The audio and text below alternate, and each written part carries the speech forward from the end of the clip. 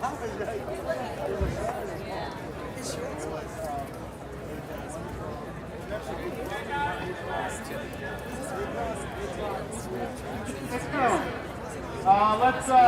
come back to our positions. Let's stand by. Welcome to tonight's game. Our background.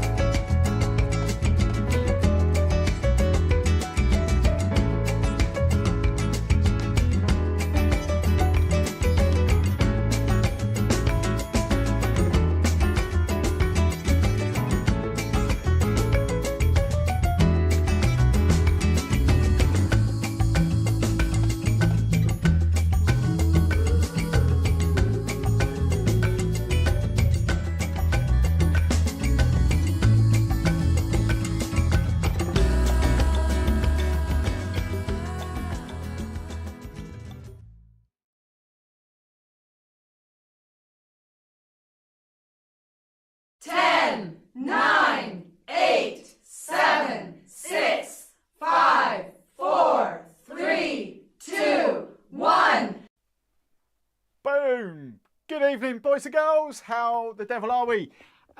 Who's in? Claire, hello Claire, Kevin, Lee, Mogsy, Andy, Stefan, Stephanie, ho, Pat, Top Cheese, how the devil are we all? What's going on? Quite a few of you on, I can see that. Welcome, welcome, welcome, welcome. Coming up into tonight's show.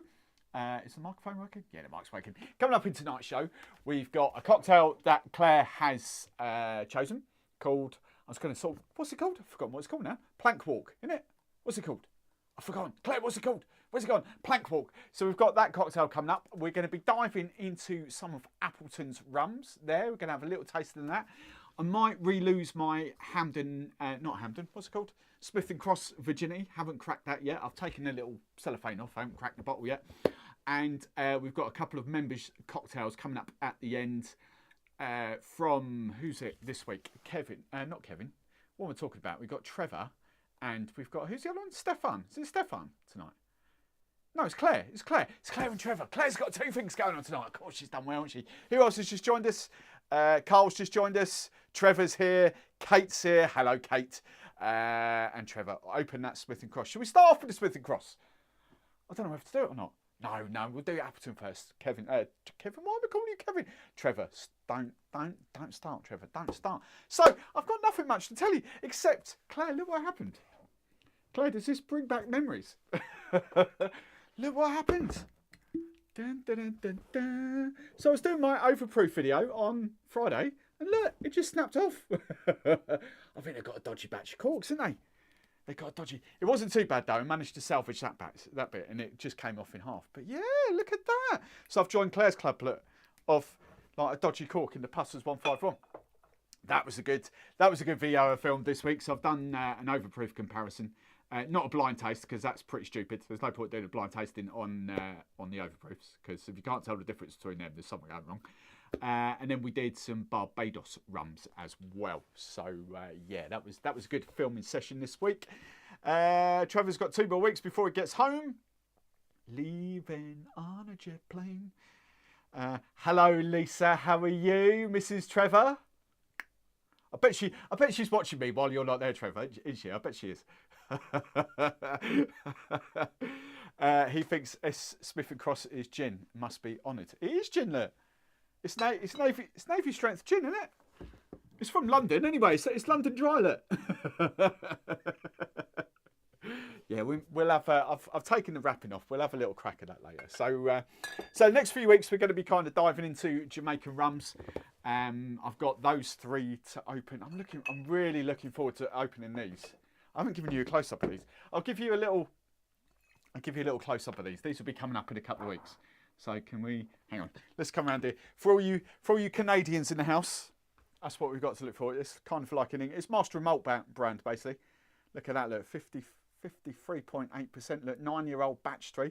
Look at those. We've got to talk about the marks as well. The old Esther marks as well. That's a conversation. We're not going to have that conversation tonight. So we've got that one. Look, boutique. That's Jamaican pot and column still. 55%. Look, 9-year bat one. And then we've got this little beast as well. Look at that. Look, 56.8. Look, can you see these marks down here? MG. So we've got to have that conversation. I'm not confident enough to be talking about that at the moment. I kind of know them a little bits, but not enough to have the whole Esther conversation yet. So what else have we got to talk about? What's going on in the banter? Like my 151, is gin not a bad word in here? I haven't got the bot in here, have I? I should get the bot in here to kick anyone out that says gin. That would be kind of funny. London Dry. Awesome. Not much else I can really tell you, to be honest. I've got no other gossip for you. If anyone's got any gossip they want me to share, that's awesome. But I can't think. I did get some of that. That's I'm going to be doing an 8-year-old comparison very, very soon. We might go with that. I'm not kind of sure where to sit that because it's Cuban. So we might go head to head with the Havana 7. That might be a good video for that. Bacardi 8 might be a good comparison for that. I've already done sort of 7 and 8-year-olds, but I was thinking more that versus like, I don't know, Appleton. I don't know what else to go with that, but yeah, we'll have a little crack out for that because that's now a supermarket. As I said a couple of weeks ago, Diageo have kind of invested heavily in Ron Santiago now, or Santiago to Cuba, I should say. So you'll be able to get all those pretty easily. Stefan's just happy he's got his 151. Nice lemon heart. See, we don't get that over here. Drums and Rums. Hello, Drums and Rums. How are you? Yeah, we don't get the old lemon heart over here. So I didn't include that, obviously, in the thing. And Hamilton's the other brand we don't get over here. So, yeah, I've got absolutely zero gossip. I've planned no gossip for you, so we might as well just crack on. I will show you this, though, just to keep Kevin amused. So Kevin can keep his eyes on the old stopwatch. He can kind of think, oh, you're running late, Barman, you're running late. I've given myself 15 minutes, look, for banter, and I've only got 5 minutes worth of banter. Hey, Adrienne, how are you? What alcohol percentage is in your blood? I'd say 40% dark rum. No, because some of the spiced rums are like 37.5%, isn't they? I don't drink that much, to be fair. I only have a little sort of tot each night. So let's hide that and put that back. Yeah, don't drink that much, mate. A little bit. Hey, Windy. Windy's in the house. Windy, I've got no gossip for you. I was going to say, there was something I was going to share, but I can't remember what it is. So the Jamaican video's out, isn't it? What other videos? So what videos are coming out? Oh, this is an interesting one coming out this week. Is the dark rum. So Myers, Goslings, and Plantation Black. Sorry, yeah, that one. Plantation Dark. That's a video coming up. And I forget what the other video is coming out this week. Georgie Fencham's in the house. James. Hello, James. Hello, Sam. How are you two? Little kids. Top Cheese. Do you think pussers... Oh, do you think pussers are... Oh, I don't... Yes. I think so. Pussers... Are pussers releasing the gunpowder-proof spice outside the UK?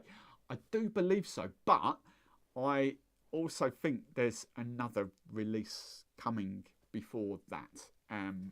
Not spiced. I don't know too much about it, actually. But yeah, I do think the spiced will kind of go. It'd be a bit stupid not to. Bearing in mind they are British Virgin Islands, so they have got easy access to America as well. So I forget where you... Top Cheese, where are you? Forget who you Kate's Rum Life here too. Kate, why are you replying to yourself? Steve, there is. Steve, you can answer the question. Steve, is Puss's top cheese? Where are you? Steve, where is Puss's gunpowder proof spice? For those of you that don't know, Steve Dingley is the Puss's head honcho for the UK. Norway, there you go. Steve, get your wares to Norway. Look at this, look, we want to go global. Come on, Steve-o. We're going global. So, evaporates quick. Oh, here we go. Look, the Canadians are on it. Don't forget to smash that like button, boys and girls. Yes, please. Thank you very much. Always forget to ask for that. So hit the like button. I'll get rid of my water. Steve-o, it's a good job you're here because actually the first cocktail we are doing tonight is chosen by Claire, actually. And it is, we are cracking out the Puss's overproof and we are cracking out, I forget, this is the gunpowder proof. I'm sure it is. Oh, as a big old lorry goes past, you could probably hear it. Navy gunpowder proof and original and overproof damage. Yeah, they are the two rums we're cracking. Steve-o, while you're here, look, mate, as well. Look what happened to me this week. You see? Steve-o, what's going on with these overproof corks? Hey, what's going on? So, we might as well just crack on with the, hang on, great news. Spiced is Europe shortly. See, look at me. Stick with me, kids. I'll make brands famous. I'll take them global, worldwide. Look at that. Yes. Hey, Nick from York. Hello. Adverhoot. Hello in India. Wow. Scott's here as well. Hey, Scott. Windy. Oh, hello. Windy, I watched some stuff on distillers in Windy's. Christ, I wish I could clear recycling centres. I'm in... Oh yeah, I forgot you were out there. Yeah, so Steve-o is at Puss's headquarters at the moment. Hey, Black Beauty's Lifestyle, how are you? Beverly and Sean. Beverly, don't try and tell me it was Hubster that was watching my videos. I know full well it was you watching my videos and you telling Hubster to go shopping. So don't give me that malarkey in your stories the other day. Cool. I think that is it. I know those damn corks. I've started something now with the corks. So, so if we got a whole Puss's HQ working, I don't even know what the time is there. Hang on. What's the time? The time has got to be... Oh, I can't get it now because it's hiding beyond the thing. I've locked my screen. What's the time over there, Steve-o? It's got to be what? Where are we? What's the time here? It's got to be what? 3 o'clock in the afternoon there somewhere? Something like that. Anyway, let's put this on screen now. Let's go for cocktail time. We've had enough banter. That'll do. 10 minutes of banter. Cocktail time. We are going for... Right, let's go back to that. And let's go back to that. Claire has very kindly picked this week's cocktail because she was pestering for me on Monday, Tuesday. That's gossip. I was judging the Bartender Brand Awards earlier this week. So lots of lovely samples. I was doing mixes, or quite a lot of mixes. So there's some good stuff in there. I didn't do the rums because rums is a bit pointless, isn't it, really? Because I've got most of them. So yeah, I was doing soft drinks. There's some awesome soft drinks coming out very soon as well. Quite a lot of tonics actually that weren't that heavy in tonic water. That would be great for mixing. So keep your eyes out on that. When the results go live, which I think will be next month. I forget when they're published now. March, I think it is actually. Sorry, March. When the results come out, I'll point you in the directions of what one and stuff because there's some awesome mixers coming out. Steve 409. Just assume everyone is getting around to hitting that like button. Bully them, Trevor. Bully them. The Pitbull. Greetings from Germany. Oh, we're going international, aren't we? Norway, Germany. Someone else has been in Belgium. I know Al's here, so Belgium's here. Someone else. Where is it? India's here in the house. Canada's here. America's here. British Virgin Islands are here. Is my Brazilian friend in? I think my Brazilian friend is in as well. Al Ho, question. I've recently got Gosling's Black and tried to do illegal dark and stormy with Fever Tree's ginger beer, but I haven't been impressed. Would using different ginger be like... Yeah, ginger. So ginger beer, I'm not a massive fan of Fever Tree's ginger beer, if I'm being brutally honest. Old Jamaica have sent me these. That's so I've told this story many times, but that used to be my... Hang on, let's get rid of the cocktail for 2 seconds. Hide that, right. So that used to be my staple for a lot of years, and then my palate sort of changed. But Old Jamaica have now sent me these, so I've got to rock these out very soon. So that's a light version, which might suit me a treat. and that's an extra fiery version as well. Have a look. Oh, no, I tell you what, Alho, wait for the video that's going to drop on Tuesday. That might answer a lot, actually. But I did use Fevertree in that, I have to confess. But that might answer you. So Tuesday's video is the black rum comparison. So that might help you. But don't forget, you can just make a dark and stormy, and then it becomes legal because they've only trademarked dark and stormy, not dark and stormy. So completely legal to make a dark and stormy, just illegal to make a dark and stormy. There we go. There's some knowledge for you. Slackers, Stefan, for Hoot Rums and Dramatic. Cool. Gosling's do their own ginger beer. Yeah, Gosling's ginger beer is all right. I wouldn't say it's brilliant. Who's the other one? Bundy do an okay ginger beer. But I did used to love Old Jamaica, so I'm going to try the light one and the fiery one, just that we'll have that. Anyway, let's get back to this cocktail. Let's have some fun with the cocktail. So Claire's very kindly picked this week's cocktail. She did pick one without a picture though, so I can't show you a picture. But that's the cocktail. We're doing the plank walk. So we're going to do that one there. Look, plank. There we go. The plank walk. Look at that. Look, we've got a bit of Pusses, gunpowder proof, and well, they want Hamilton 151, but obviously we don't get that here. So we're going to use Pusses. So standard format, if you're just tuning in for the first time, we're going to take a cocktail.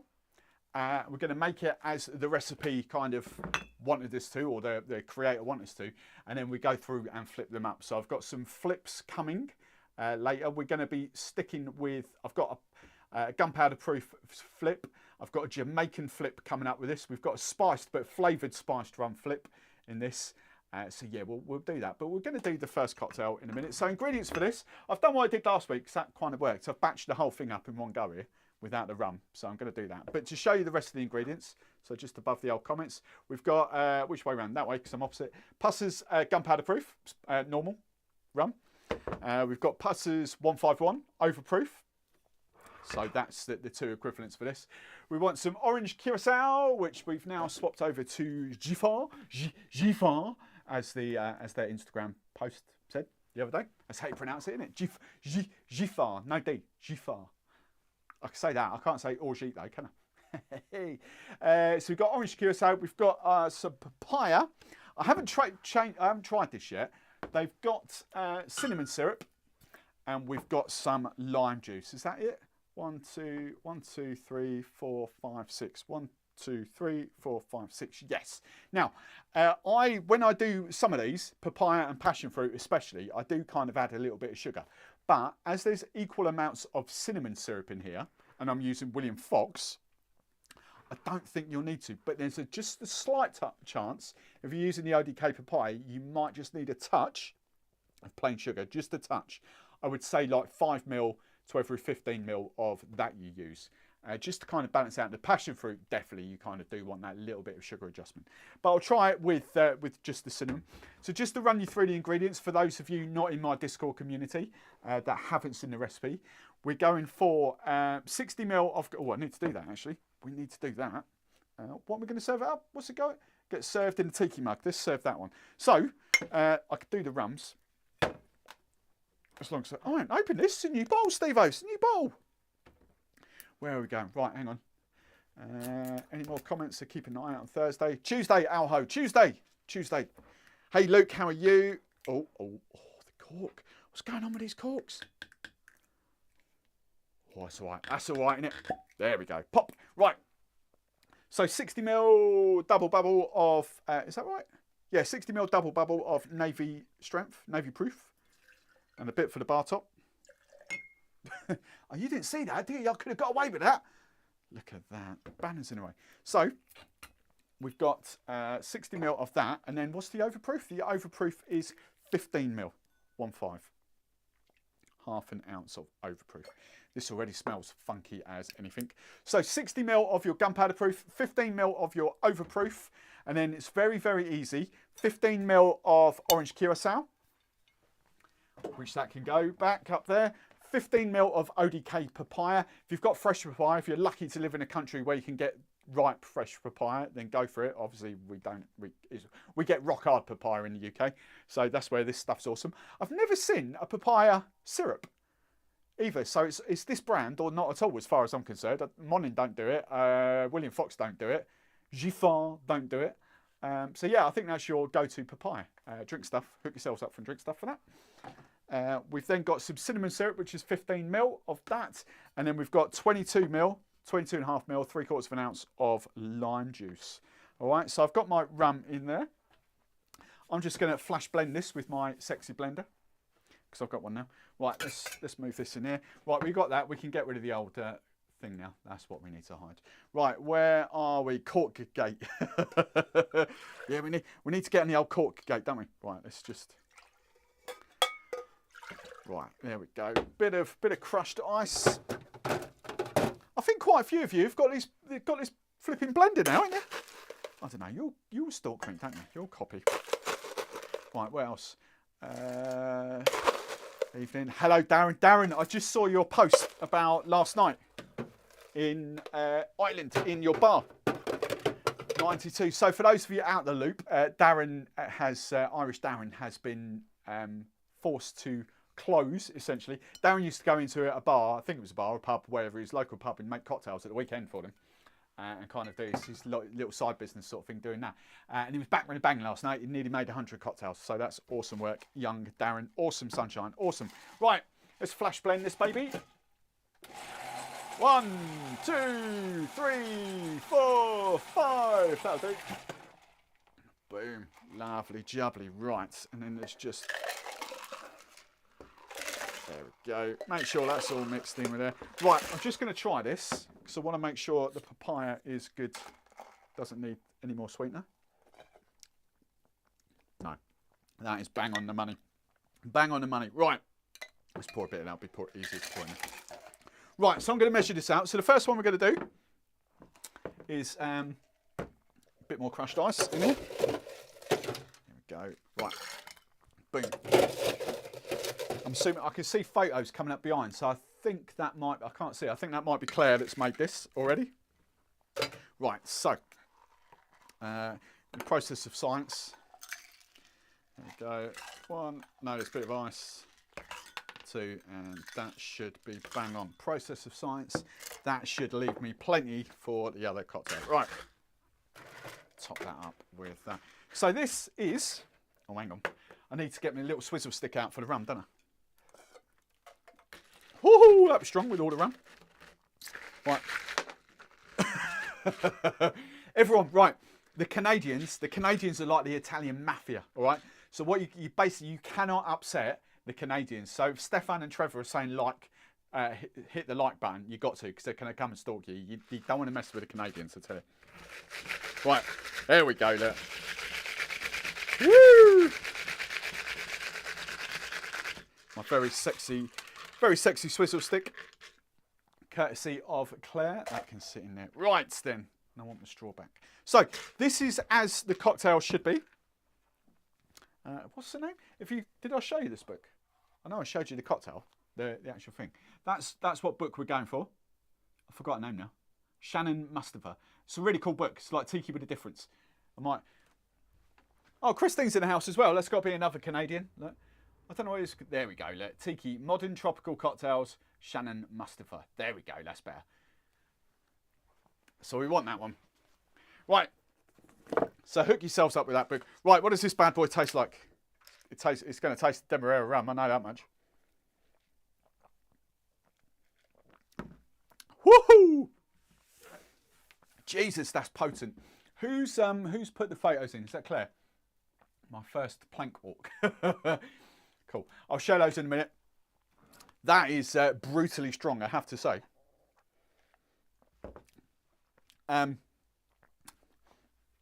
Jesus, that's like fire. That is properly like fire, that.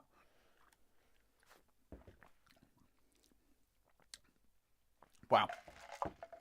Woohoo! That's going to get, I tell you what, that's going to get Mummy Barman pissed in one mouthful, I think, when she comes and tries that. I tell you what we'll do then. So, third mafia. I think it's more Canadians than that in here, isn't it? More for the bar. Right, where do we get to? Anyone else before we dive in here? Right, so what I'm going to do, as always, I'm going to get these ready. So the first riff I'm going to do it's the same papaya puree. It's a decent size. Yes, it is. Oh, Mark's in the house. Marky, how's your bad back? I hope your bad back's good, Mark. Right, so first riff I'm going to do is the same Pusser's gunpowder proof. So I need to do this half measures because it's a little... Cork gate. Oh, no. Ain't going to be long before that comes off, I tell you. Better drink it quickly, anyway. Right, so where did my jigger go? There it is. Right, let's use that. So, I'm going to go half measures for this. Boom. That one, and so gunpowder proof, but then the flip I'm going to do. So instead of Pussers, 151. So basically the riff is I'm swapping out the overproofs. So this is 7.5 mil instead of 15 mil. So halfy. Boom. Right. So we've got that. So that's the first riff. Nice. So that's number one. The second riff I'm going to do is, we're swapping out. We're swapping completely. We're going to, is Steve still here? We're going, yeah, we got here. We're going for a better Navy strength rum. Steve, did you see Lost Year's post the other day? It was quite funny. They put, I missed the white. They put, we think we're the best gunpowder proof. And I just came back and I said, I definitely think you're my favourite UK gunpowder proof. It's gorgeous stuff though. Gorgeous. Right. So we're going for, again, so half measures this. So for those of you that haven't seen this, we did this a few weeks ago. Basically, these guys saved sea turtles. Awesome brand. This is a Navy strength, 54.5% as well. It's just clear. I forget what the blend is of this, actually. What's the blend? Completely forgot. Barbados, Jamaica and Barbados. I think that's just it. Is it just those two? I'm sure it's those two. Oh,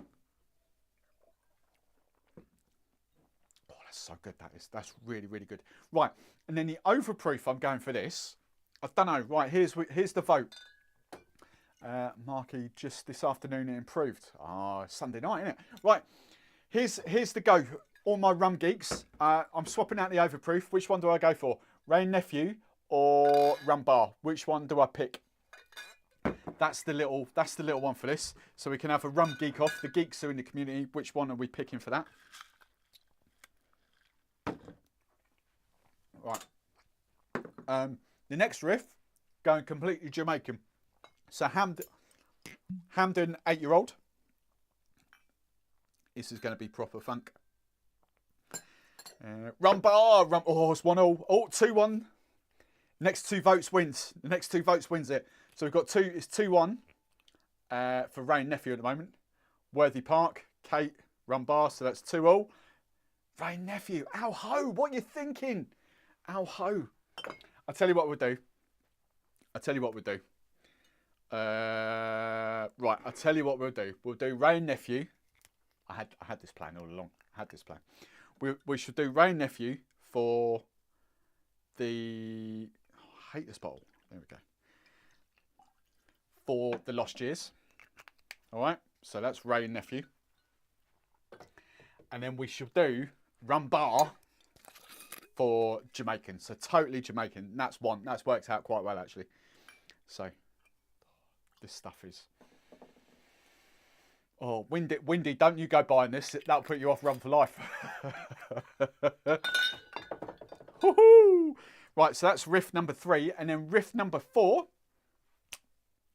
Clacks, free stream, Rum Bar. Steve was hoping for a Rum Bar sweep. Ray. Right, Rum Bar, or should I say Branston Pickle? Branston Pickle? Is that what you get off that? Branston Pickle? Really? Is that Branston Pickle? You need to explain that Branston Pickle comment. I'm not sure I'm understanding that. So that's that. And then the fourth and final flip, we're going a little bit crazy because it is Navy. Well, it's Navy. It says it's Navy strength. It's not Navy strength. It's 57, which isn't Navy strength officially, but it's kind of is. So we're doing bit of banana. Is that label lookalike reference? Oh. Was it a label job? No, the label. What? Does that look like That looks nothing like Branston pickle, does it? Branston pickles. That don't look like Branston. What are you talking about? Someone stick a jar of Branston pickle in my Discord feed so I can just see it. That don't look like Branston pickle. Right, so I've got banana bomb, Hurstey's banana bomb, just for a pure comedy value. And what was the overproof I was doing for this? I've just got to scroll down. Pusses 151, so that's why I kept the pusses out. Right, pusses 151. Boom. So, some awesome riffs and swaps.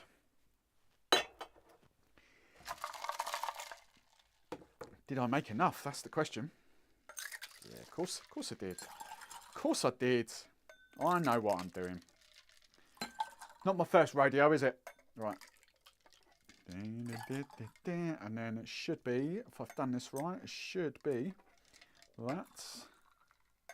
Oh, I forgot one, didn't I? Forgot one. Oh, nearly. Right, there we go. There we go. There we go. Boom, boom, boom. Right. Bit of icy just to keep it all nice. Cool. Look at the darkness on that one. Right. So, which one is going to reign supreme? As Steve's watching, it better be pusses, isn't it? I better fake this. Oh, right, here we go. Look at that. Right, look at these babies. Right, let's just remind myself. Has someone put Branston pickle in the feed yet? No. Oh, yeah, they have. Kevin has. Right, oh, bloody hell. It's right beside my phone. I can't see that. Oh, hang on. There it is. Flipping is as well, isn't it? I've never noticed that. That's genius. Right, for those of you not looking, hang on. This might go a bit sketchy for 2 seconds. Share screen. Oh, no, yeah, window, Discord. Oh, right. Sorry if it goes a bit laggy for 2 minutes, but there we go. Right. Let's go that, and let's go that. Oh, and let's go that. Look at that! That's hilarious. That's a great spot. Right, there we go. Look at that. That's a great spot. That's so funny. That is genuinely so funny. Oh, that's brilliant. I'll tell you what, while it's up and while we're doing the laggy stuff, I might as well share these other photos. Right, where are we? So this is the first one. Claire, I don't know what this was. I can't see the old comments. My first plank walk. Oh, so she's made that with black top. Oh, Steve-o, she's cheating on you already, look. Black top, where's the pusses? Oh, there's the pusses, look there. Rum Bar, Hampden, Rain Nephew, Lost Years. Oh, she's done it all, look. It's that banana bomb as well. I know whatever I've got, Claire's got. I know that. Right. Ray, and that's the old Branston. What's this? I can't see that. I don't know what Trevor's doing now. What's that, Trevor? Are you trying to tell me you're not watching me? Is there like footy on or something? Boo. Right. Let's stop sharing that and let's hide that. Right, remove source. Boom. Right, there we go. So we're back. We're back with it. Right, where we go. But it's a sin. Even all. Hey Neil, how are you? Pickle cocktail. I got you. Steve's never with it on the lives. What's going on here? I'm never. You have to explain these things. When you say Branston pickle, I'm like, what the hell are you talking about? Right, me and Sarah like the third one the most. So that one the most, did you? Right. Hey, Sarah, if you're watching as well. Right, let's dive in. So, I tell you what, once that blends in, that's really good. That's proper kind of... woohoo! Right, so this one, flip number 1. So it's Pusser's gunpowder proof with OFTD.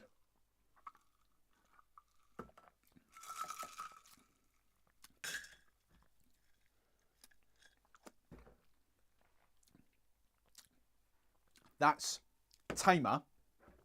It hasn't got the big bold.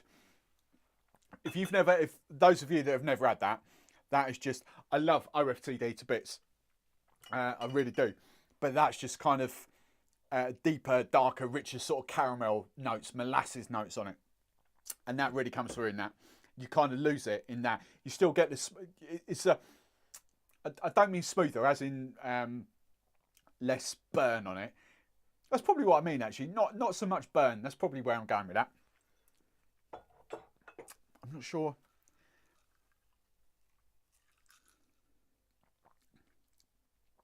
I'm not sure that hits the spot, actually, in the same way that does.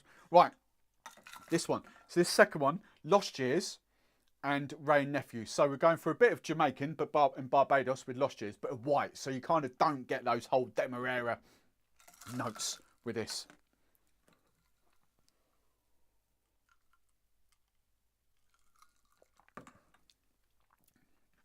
Jesus, that's dangerous. It's like you're not even drinking rum. Cool, you get a little bit of Jamaican, the Ray and Nephew in the back there, but not too much. And the big difference between Rum Bar and Ray and Nephew and that, so they are 63% ABV, where you've got 75 and 69. So you've got kind of, you know, if you're thinking, well, that ain't that much. Sorry, it's that papaya. You do get that kind of, if you've never had it, you do kind of get those purees at the back of your throat. If you're thinking, do you know what, 63 and 69, it's not that much. Taste the difference between a 37.5% and a 40, and then a 40 and a 43. You know, between a 40 and a 43 is a hell of a difference. So if you're thinking there's not a difference between 63 and 75, you are bonkers. You're literally cream crackers. So that's, you know, even the 6% between that and that is going to be a massive taste difference. You know, you're still going to burn, you're still going to get there. But that is kind of like, when you've drunk that, that's just weak in comparison.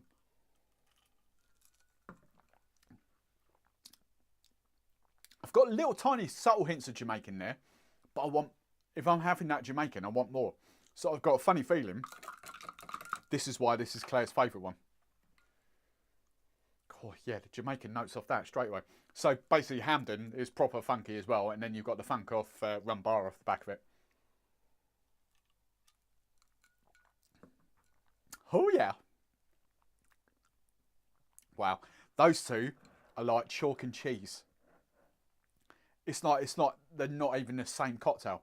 So the whole point of this, if you're just tuning in, you're thinking, what the hell's the point of this? The whole point is, you know, we as bartenders to a certain extent, and you guys at home, without the sort of knowledge and just kind of, I don't mean the knowledge, but we kind of go through life, oh, do you know what, we'll just use that rum instead, or just pick any old rum off the back bar, or, you know, it's the same with vodka, it's the same with gin, we'll just swap and change. And the whole point of this little segment is just to kind of show you how different rums affect the same cocktail. So, you know, you've seen the base is exactly the same. All right, I made that bigger and there's more crushed ice in there. But the whole base is completely identical through that. And it's just the rums that are different. And that is just, that and that are so, they are literally two different cocktails just by swapping the base rums. That is proper Jamaican, funky. You get that sort of grassy kind of aftertaste from it. This is just like, this is like a zombie on steroids. Woohoo! Right, what was the last one? Oh, this is going to be, of course it is, completely and utterly different. So banana, I can already smell the banana. So banana and 151.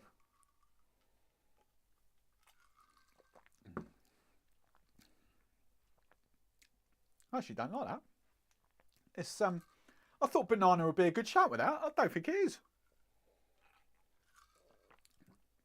I think it might be better going with what other? I just went with that because it was closest. It was the closest navy sort of spiced rum I had. Right, where are we going? Adriana, send your question. I'll come back to that in a second. Aldi, what? Hang on, what have I missed here? Even all right, that's where I got to. Told you. Just fill in rum bar with dark and stormy when it's empty. Yeah. Aldi quality of brands copying. What is? What's Aldi? What are you talking about? What, Kevin? Aldi? Who's Aldi? What's the whole Aldi conversations? Right. Does that mean we can swap rum bar with Branston's? Yeah, Branston Branston Zombie. That was good. What's the other one? Branston's doing awesome tomato relish. Right, Neil's got a question as well. Stefan's getting really kind of stroppy now. 30 likes. Right, come on, guys. How many people are watching? Loads. Right, smash the like button or I'll carry on. Right, question. Could someone tell me what's going on? What are these cocktails? Ah, sorry, Neil. I think I just actually covered that, didn't I? So, Neil, you're in this. Oh, you're not a paid member though, are you? So I put the cocktail. Hang on, let's flash this up for Neil if he's just joined us. Right, there we go. So Neil, that's the cocktail we made from this book. I'm guessing someone's flipping answered him already, but it's from that book. There we go. Can we see that plank walk? And as always, I think you've seen this. I think you've been on. As always, I swap out the base rums. So it's basically overproof, navy strength and overproof rum. We've got orange curacao, papaya, cinnamon, and lime juice in there. So quite a simple cocktail, in effect. All right. So that was the first one with pusses, and then we've got pusses with OFTD, Lost Years, and what I covered a few weeks back. Now the gas is hitting me with Rain Nephew, and then that's out and out Jamaican, so Hamden and Rum Bar, and then we've got Banana Bomb, and for the fourth flip is always slight spiced or flavoured rum, and then that's that. So that's the cocktail. Hopefully that's answered that. Top cheese. What would be the best overproof below 60? Whoa, hang on. That's a quite. Hang on. What? What would be the best overproof below 60% ABV? The legal limit in Norway. So wait, hang on. You can't get overproof rum in Norway. You can't get like 63. You can't get. Whoa. You can't get Ray and Nephew in Norway. Really? You must be able to. OFTD's up there. You've thrown me now. So you'd be looking at sort of 50, I don't know, 57s? What 57? What are national or international 57s? 58s? I don't know. Smith and Cross? Smith and Cross is pretty much worldwide, I'm assuming. It's definitely US, it's definitely Canada, it's definitely UK. It's more US and Canada than what it is UK, even though it comes out flipping London. I don't know. You've thrown me with that now, actually. I don't know. 55 watching. Everyone is into that Jamaican. Yeah, Jamaican. There was another question here. Where was the other question gone? Adrienne, there we go. Ever tried Mandarin 37?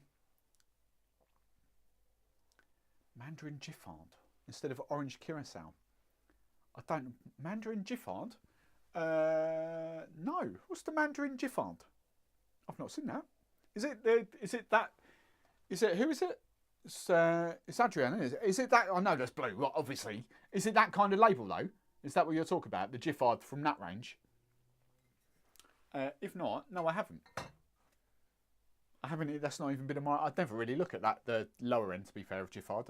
I'm a posh boy, innit? Not got it in front of me, but on paper, riff number 3.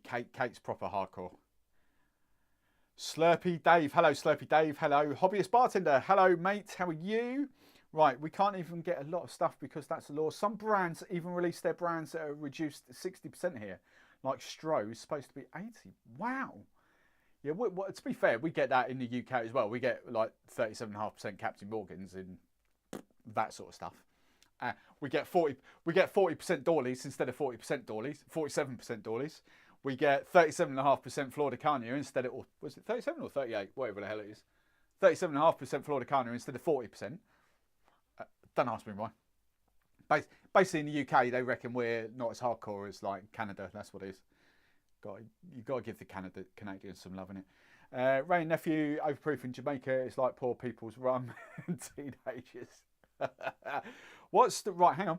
Slurpy Dave, what's the rum called from Grenada? Grenada? I call it Grenada. Where the ABV is over 70, therefore too strong to go on a plane. No idea. Grenada? No idea, actually. Don't know that. I think that's it. I think that's me caught up with that. Those cocktails match your t-shirt. Well, that. There we go. Hey, which one? That one. There. Oh, look at that. That blends in. That one, doesn't it?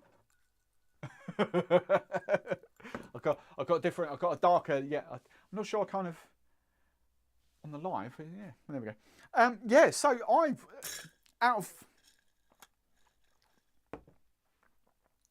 I massively love that one because Steve's watching. and I have to say I love that one. No, I generally love this one. That's got those rich kind of Guyana notes essentially to it. What I love, the sort of, you guys know I love Pussers and Eldorado, so I do kind of love those sort of Demerara kind of caramel toffee sort of rums. I love that, but Jamaican funk off this one. That knocks spots off these three by a long way. Mummy Barman, are you coming in to have a little taste test?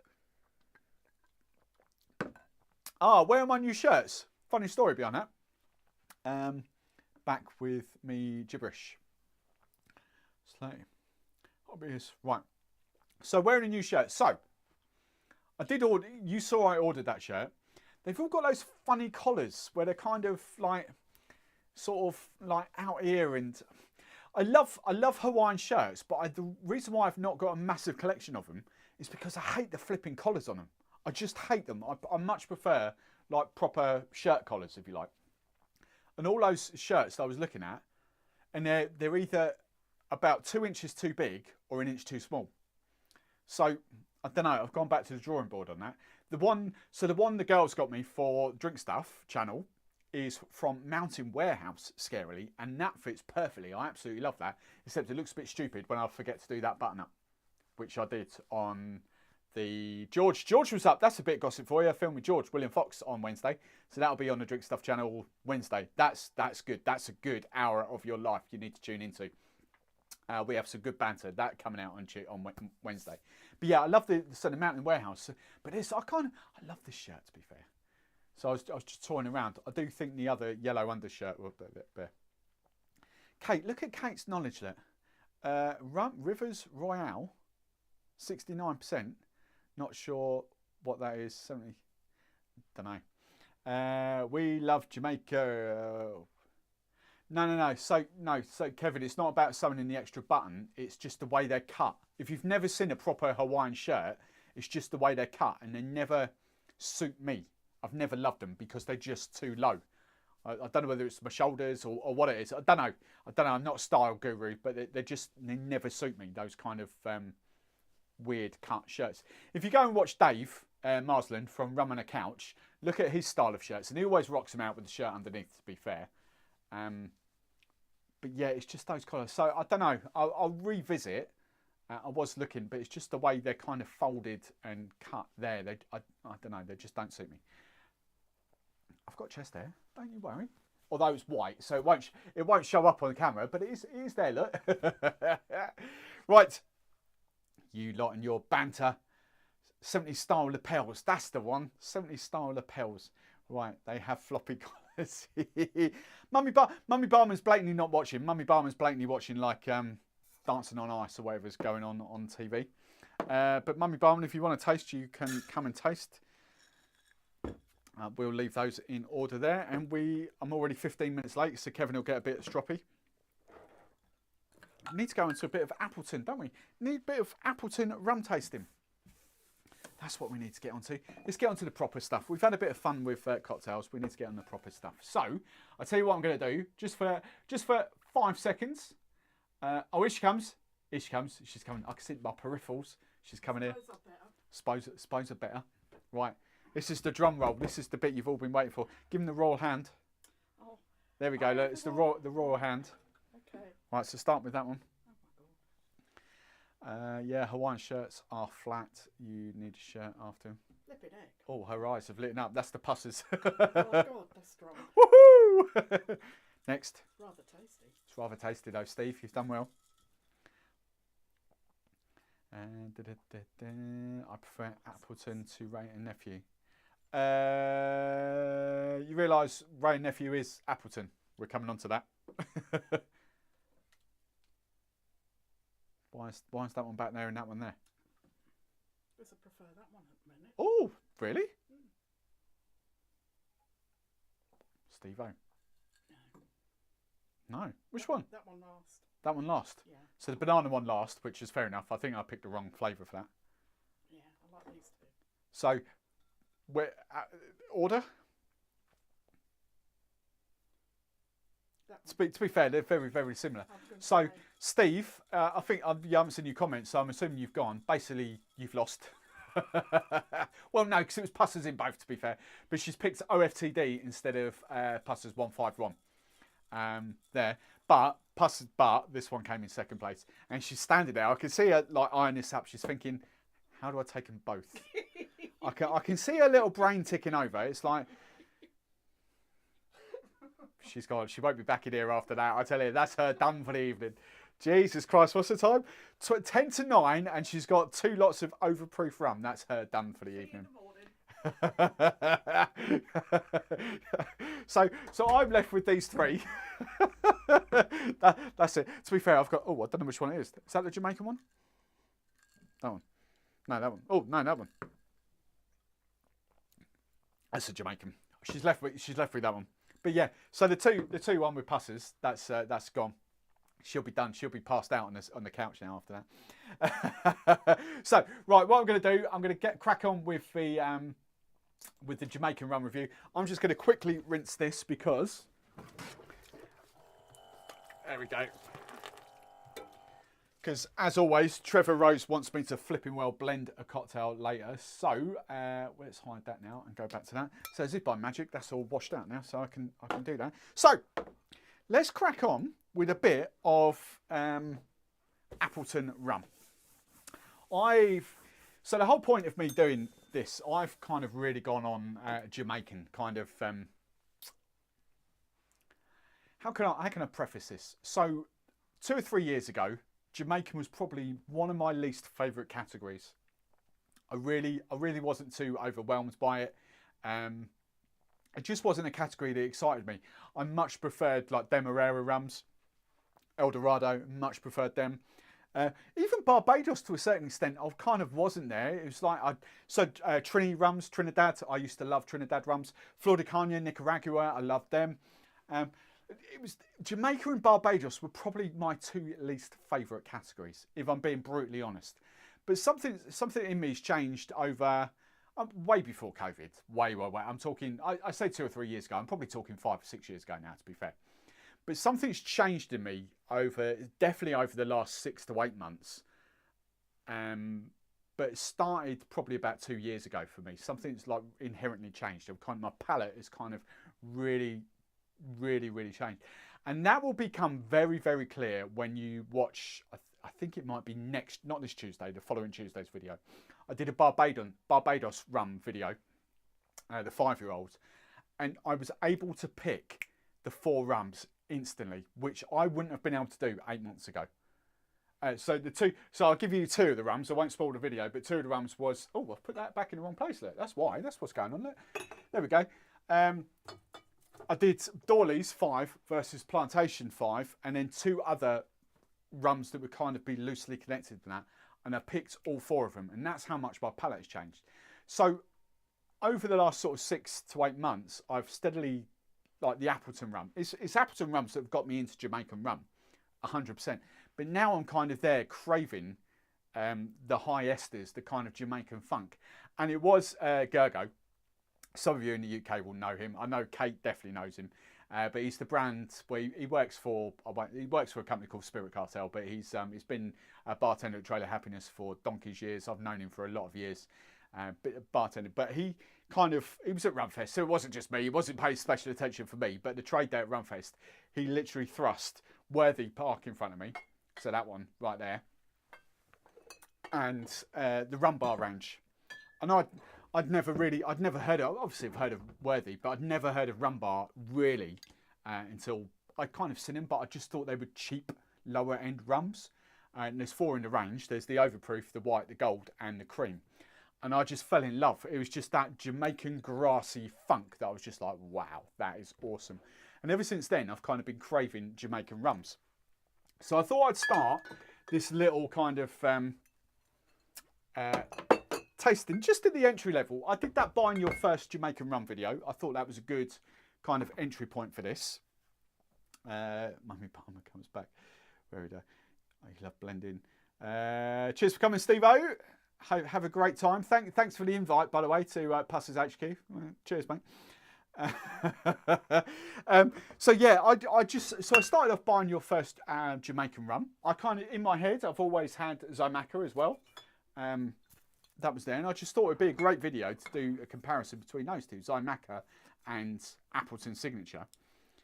And then kind of under the research, if you've not watched the video, basically under research, I was like, no, comparing those two, but the price of the Jamaica really kind of, wow, I wasn't expecting that because I just wasn't.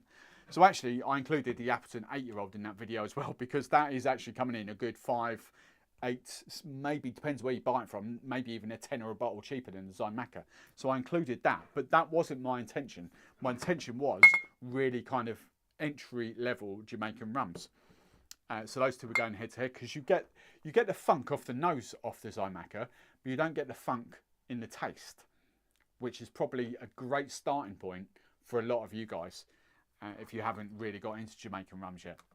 I know I'm classifying, I know I've got different palates in this audience, but I know there's a hell of a lot of you, especially in the Discord, that have never really encountered proper Jamaican rums. So we'll leave that to next week. I will crack the Smith & Cross at the end of this, but I just want to kind of run you through a little bit of, give you a little bit of backstory, because obviously I can't waffle too much in those videos, because they are essentially, you know, videos. If I'm boring people to tears, they'll just click away, they'll just click off. Whereas live streams, you know, you're there and you're kind of watching and you're commenting and giving me banter and all this sort of stuff. Hey, Diary of a Rum Hunter, how are you? Cool. Mummy, I tell you what, I should have filmed that, but I didn't. Mummy Barman, I gave Mummy Barman a little taste on Friday of that, her little thing. She was like, wow, you know, that was cool. So yeah. Right, basically, let's just give you some very, very basic. I've done this research this afternoon. Little bits of it I knew, little bits of it kind of shocked me. But because I've never really gone down this whole Jamaican rabbit hole properly. So, bits that I did know first off. I knew Jamaica had a GI. So, for those, we've been chatting about this in the Discord for quite a bit. Barbados, Richard Seal is massively for a GI. And I don't think it'll ever happen simply because Plantation own part of WYRD, West Indian Rum Distillery. So I don't think the GI will ever happen in Barbados. But having said that, I forget which one it is now, but Plantation have got part ownership of one of the Jamaican distilleries as well. However, anyway, let's get besides the point. Jamaica has a GI, which basically, in layman's terms, if I said to you cognac or champagne or even Islay whiskey to a certain extent, but cognac and champagne are the big two. You know that cognac can only be made in the cognac region of France, and it's got all those different rules around it. Champagne is the same. If you make exactly the same bottle of champagne, or exactly the same bottle of English sparkling wine, a mile out or 100 yards outside of the region of Champagne, it can't be called champagne. And Jamaica has that. So Jamaica's, I kind of think, I didn't go this like 14 points, I think, and I've kind of picked out a few points that were, the rest of it was all mumbo jumbo, but rum geeks kind of understand it. So I'm going to give it to you in layman's terms, all right? So Jamaica got the GI in, so geographical, I forget what it is now, geographical, what's the I? Geographical, I don't know. I forgot what the I is now, mental block. Geographical indicator, which basically means, so if you put, essentially what I'm saying is, if you put Jamaica rum or Jamaican rum on the bottle, it has to conform to these, okay, these set of rules, all right? So anything that's blended in the UK and is put Jamaican rum on the front is effectively breaking the GI because it can't be Jamaican rum because it is blended in the UK or redistilled or whatever they're doing with. There might be clever wording where they use Jamaican rum in the bottle, in the rum, but it can't be proper Jamaican rum. So let me just go through a few facts here. The mash So all that ferment, which Ganimal, is it Ganimal? I don't know your real name. I forgot. I've made it in the notes, but I've forgotten what your real name is. He's a beer brewer, and he's just started to ferment his own kind of yeast and rum and sugar, basically molasses. So that's going to be really interesting to see how he comes along with that in the Discord community. So the mash, the water that's used in that essentially must come from filtered limestone water. And to break that down, that's 50%. Only Jamaican rum can only be made in 50% of the island. So there's only half the island essentially where you can make Jamaican rum. And it's different places, but only 50%. So if you made a rum outside of that 50%, that area, it cannot legally be called a Jamaican rum, all right? Because it's not using the limestone aquifers, essentially. They can use a blend of pot and column still rums, but here's the bit I didn't know.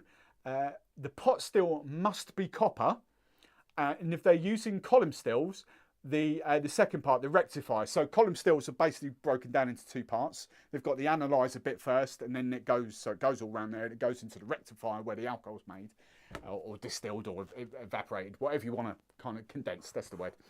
So you've got that. The second part of that must be copper. Okay, so they can have a stainless steel tank like Bacardi, like Havana, like all that sort of stuff. You know, it's all stainless steel. The big, you would have seen the UK kind of people like Beefeater, like Gordon's and all that. They've got stainless steel stainless steel tanks. Right. In Jamaica, the rectifier has to be copper. The pot stills have to be copper. Now you're thinking, well, hang on a minute, aren't pot stills all copper? Some of these, so Steve's gone now. Steve would have confirmed this a minute ago. But some of the whole reason Pussers has got this really unique blend of rums is because the majority of the base rum in there comes from, so it's DDL, Demerara Distillers Limited, El Dorado, essentially. But it comes from the Port Morant still. The Port Morant is a wooden still. So it's kind of got those woody, oaky notes going in there. And that's where you get the rich, dark, kind of molasses flavours from these stills. That 100% would have been through what we tried for Diary of the Rum Hound, Darren. That would have 100% come off wooden pot stills, essentially. So that's the big difference. So they get that sort of the copper pot stills going on for that. So I didn't know they had to be copper pot stills. You know, we naturally assume a lot of them are, but I didn't know they had to be copper pot. I have seen, especially in the UK, you've got a lot of stainless steel, aluminium, whatever, you know, a lot. Most, I would actually, I don't know, it's a toughie. The gin distillers I've seen, there ain't many with copper pot stills in the UK. They're all steel, essentially, stainless steel. What else can I tell you in here? Where's my little mousey gone? I've lost my mouse. There it is. Right. Scroll. Where's it gone? Come down. Down. I've lost my mouse. There it is. Right. What else can I tell you? So once they've distilled it, all rums must pass the examination by a technical committee. So basically they're testing for the amount of esters, which is the kind of yeast profile they're getting out there. So this is where all the marks come from. And we'll deep dive into marks when I've got my head around it properly and can like name drop them. I kind of understand a few ones, the basic ones like El Rock and I forget the other one now, but I kind of understand what El Rock is. But each distillery will have its own mark, which is basically the amount of esters, the amount of yeast that's used, basically the amount of funk that's coming off the nose. All right. So each distillery will have their own mark essentially, and they have to be tested for sugar levels because the GI in Jamaica, which I didn't know, I assumed it, but I didn't know for sure. You cannot add sugar. You cannot add sugar after distillation. Okay, so you can add caramel colouring like you can all year round, all everything. So as Trevor will know, E150A, you can add a bit of caramel colouring, but you cannot add any sugar levels to any Jamaican rums if they've got Jamaican rum on the bottle. Okay, and I think that's it. If Jamaican has not blended, I've got some specifics about Appleton in a second, but there is one thing here that I found. This was the other thing, and I did know this because this is basic common sense, but a lot of rums kind of get around this with very clever wording. For this, right, so Jamaican rum, and this is part of the GI, part of the law. I can see the Discord. I will go through there in a second, so don't worry if you've said a question. I will scroll back. Part of the GI for this, if you're going to put an age statement on the bottle, then, so like the Appleton 8-year-old, then the bare minimum age of the rum in there has to be 8-year-old. Now, there could be 20-year-old rum in this. There could be 25-year-old rum. There isn't, but there could be. But the youngest rum in this is 8-year-olds. The same with this. The youngest rum in this is a 12-year-old rum. All right. The reason why the Signature hasn't got an age statement in it is because they will have some young, fresh rums. It's regarded as a 4-year-old rum, like Havana Especial is regarded as a 5-year-old rum. What else was I talking about the other day? I was talking about another brand the other day. I won't say it. I'll give the game away what the video is about. But basically, you know, Havana Especial doesn't have an age statement because it will have a younger rum in it, but the majority of it will be 5, 7-year-olds. This, I do believe, and I've not had this clarified because obviously they don't publish it, but I do believe it's actually a majority blend of 5 to 7-year-old rums in the Signature. However, there's no age statement, which means I naturally assume that there's probably younger and 3-year-old rums and maybe even slightly younger in that. So that's kind of the loosely, there's a lot more to it. I think there's 14 different points to the Jamaican GI. But that's the loose ones that will kind of affect you. Now, just before we go any further, I'm just going to scroll back here, just so I can see, just so I can have a little sip of water, if anything else. Kate's Jamaican Appleton 8. Do you know what? That is literally new to me by 3 weeks now, maybe 4 weeks. I love this stuff. Absolutely love it. I don't know what. See, that's the thing. I just went straight from the Signature to the 12-year-old. I was thinking, nah, I don't need to bother with the 8 because I've got the 8. The 8 is stunning at a brilliant price. Right. Diary of a Rum Hunter Long Pond. Yep. I think one of these is Long Pond, actually. The boutique stuff. Diary of a Rum Hunter. Have you gone into the boutique stuff yet? Have you had a proper kind of... I know it's not kind of what you do, but it wouldn't, you know, I'd kind of love to get your opinion on them. Lee, Ganimal was you. Oh, Lee, sorry. Right. So Lee, yes, Lee is our beer brewer that is this fermenting rum as we speak. That should be Lee. I didn't should have asked you this. Where do you get the molasses from? What are the molasses? That's kind of interesting. Right. Question. Al Ho, are the Appleton Kingston rums 62? Right. Yes, they are. The white is very good, and I'm assuming Trevor will have answered this already because I know we're a few minutes behind here. They will be making an appearance. If from memory, and this is going back, I don't know, 8 months to a year. From the memory, I kind of thought the 62 Kingston, or Kingston 62, the gold, was kind of, okay. But the white, I thought was really good. If you're looking at sort of comparing white rums, I really did like the white. The gold, perhaps I probably have a newfound, what's the word, love for it now, to be fair, if I taste it again properly, ever since I've gone down this. But yes, basically, to put it in layman's terms, the Kingston are just rebranded Appleton rums. So if you see the old, have I got a bottle that looks similar? I don't think I've got a bottle. So ignore the label.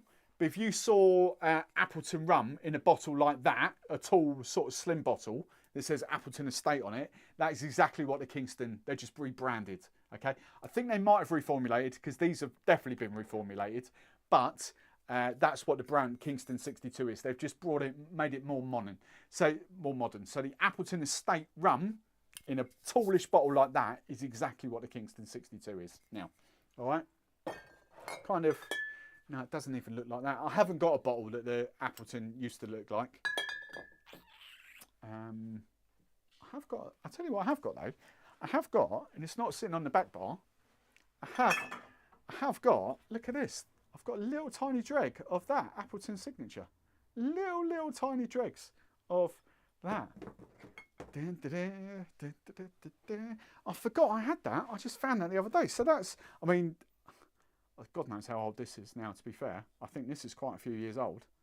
But it might be interesting tasting those two side by side because they have changed this. Right. Where else do we get to? So that's that. Love the 62 Sipper and Cocktails. Ape seems to be good according. Yeah.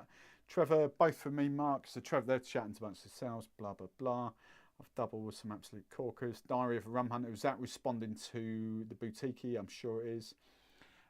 TBRC, the booty. Yes, TBRC. I was just looking. What's TBRC? Signature one is certified for a DAC. Just made a Vesper. That's a flipping gin cocktail. What are you doing, Stephanie? TF, hello TF, how are you? First time on the live, been enjoying the back catalogue of videos. Keep up the good work. Thanks. Welcome TF. Neil, not easy. Cool. Middle. Still fruit notes. Right, so. Right, let's dive into a tiny little bit of knowledge about Appleton that you may or may not know. These have all kind of been rebranded, and a lot of it is celebrating essentially Joy Spence. She's an amazing lady. I've had the pleasure to meet her twice. Once, I think it was the very first Rum Festival back at Ian Burrell's Rum Fest, and I can't pinpoint the date, but it was mid-2000s in the Royal Horticultural Halls in London. That was an amazing day. But also kind of a trade day as well. She is just phenomenal to be in the same room as and just listen to speak. She's just brilliant at what she does. But her claim to fame is she's the first ever female master blender in the world for any spirit category. She got appointed in 1997, but she joined Appleton in 1981. So 1981, 41 years she's been at Appleton. Now 41 years, and she's been the master blender now for, well, it's in 97, 25 years? Is that right? So in 2007. Yeah, 25 years essentially. So she was the first ever female master blender, and that's whiskey, that's, tequila. I forget what they call them in tequila. It's not master blenders, it's master something else, but I think. But that's a massive feat for her. So Joy Spence is the master blender. No rum is created, passed through Appleton or without her kind of authority, without her say so. She is that. What else can I give you knowledge-wise? Appleton Rum. Here's a kind of little bit of knowledge. So I have dropped this very, and I can't remember what video I dropped it in, but I did drop this very loosely. Worthy Park is actually the oldest rum distillery rum producer in Jamaica. However, as a brand, they're probably one of the newest ones because they've been contract distilling essentially for everyone else. So Worthy Park, but Appleton's claim to fame is they are the longest running continuous. So basically, Worthy Park started off as sugarcane estate, grown sugarcane. It took them 70 years to first distill their own rum, and then they kind of went off the grid and then came back and got bought out, blah, blah, blah, blah, blah. But Appleton Rum have been constantly distilling rum since, where are we? For 265 years. So I didn't do the maths on that, but 265 years ago is when they started. So they've done that. They are now, the parent company of this is obviously Ray and Nephew. Ray and Nephew own Appleton, or the Appleton Estate, or Ray and Nephew Estate own Appleton Rums. So that's kind of where, Ray and Nephew is essentially the same people. And so all the business, the higher end is the same people. Now, here's one that I didn't know, and I kind of found this out a few weeks ago, but didn't know. Appleton don't use, and we've spoken about this a lot, Appleton don't use muck pits or dunder. So some of these rums, so where they get the high marks from, like this, so we'll talk about this. This will be blowing a lot of people away. I get that, and it's blowing me away to deep dive. I didn't realise each distillery had its own different levels of marks. I just thought there was like Jamaican marks. I didn't realise each distillery had their own level of marks, Ester counts and all that.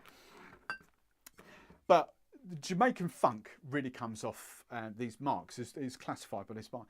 And we've spoken about this where the dunder kind of in a lot of Jamaican rums, like Long Pond for instance, is definitely one. Clarendon is another, I think. I forget what the other one is.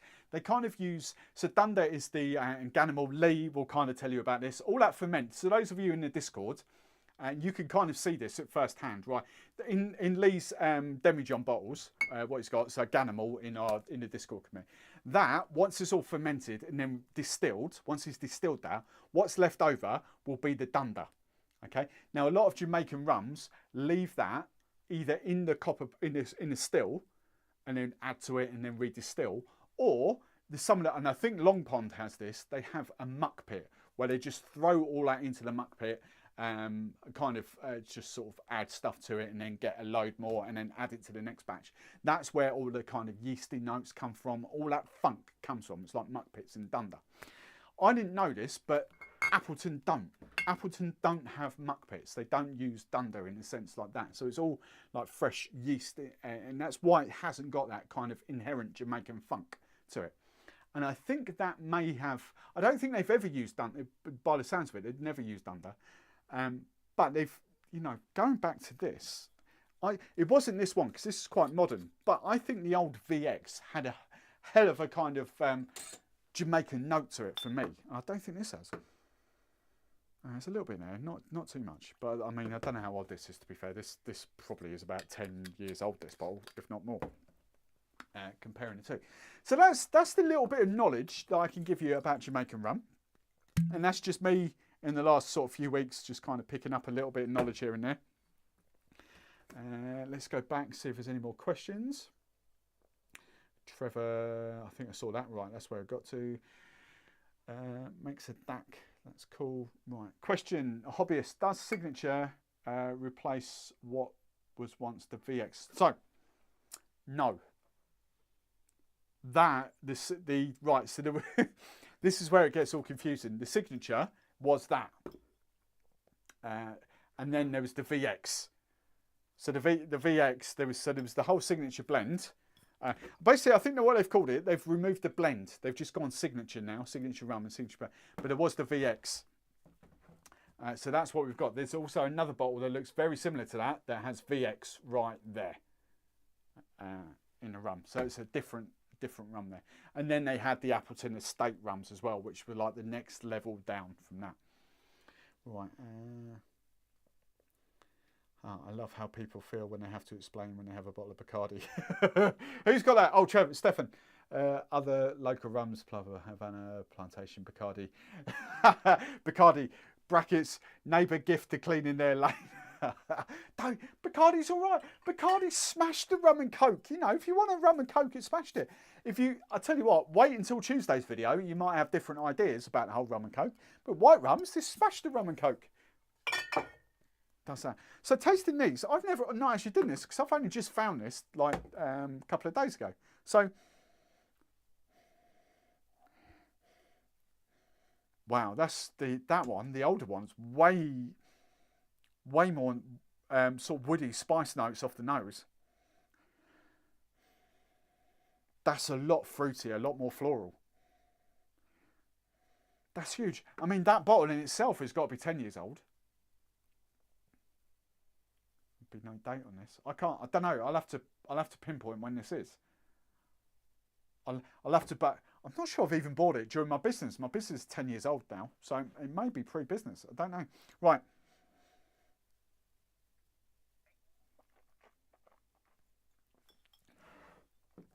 Woody,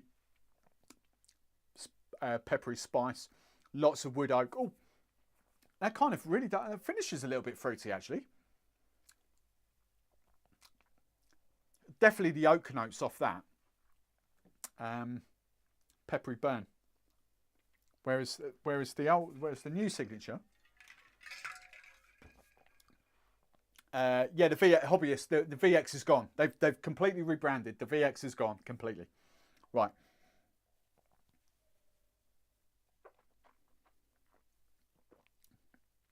Wow, chalk and cheese.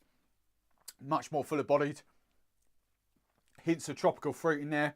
The wood, the oaky notes are dialed back.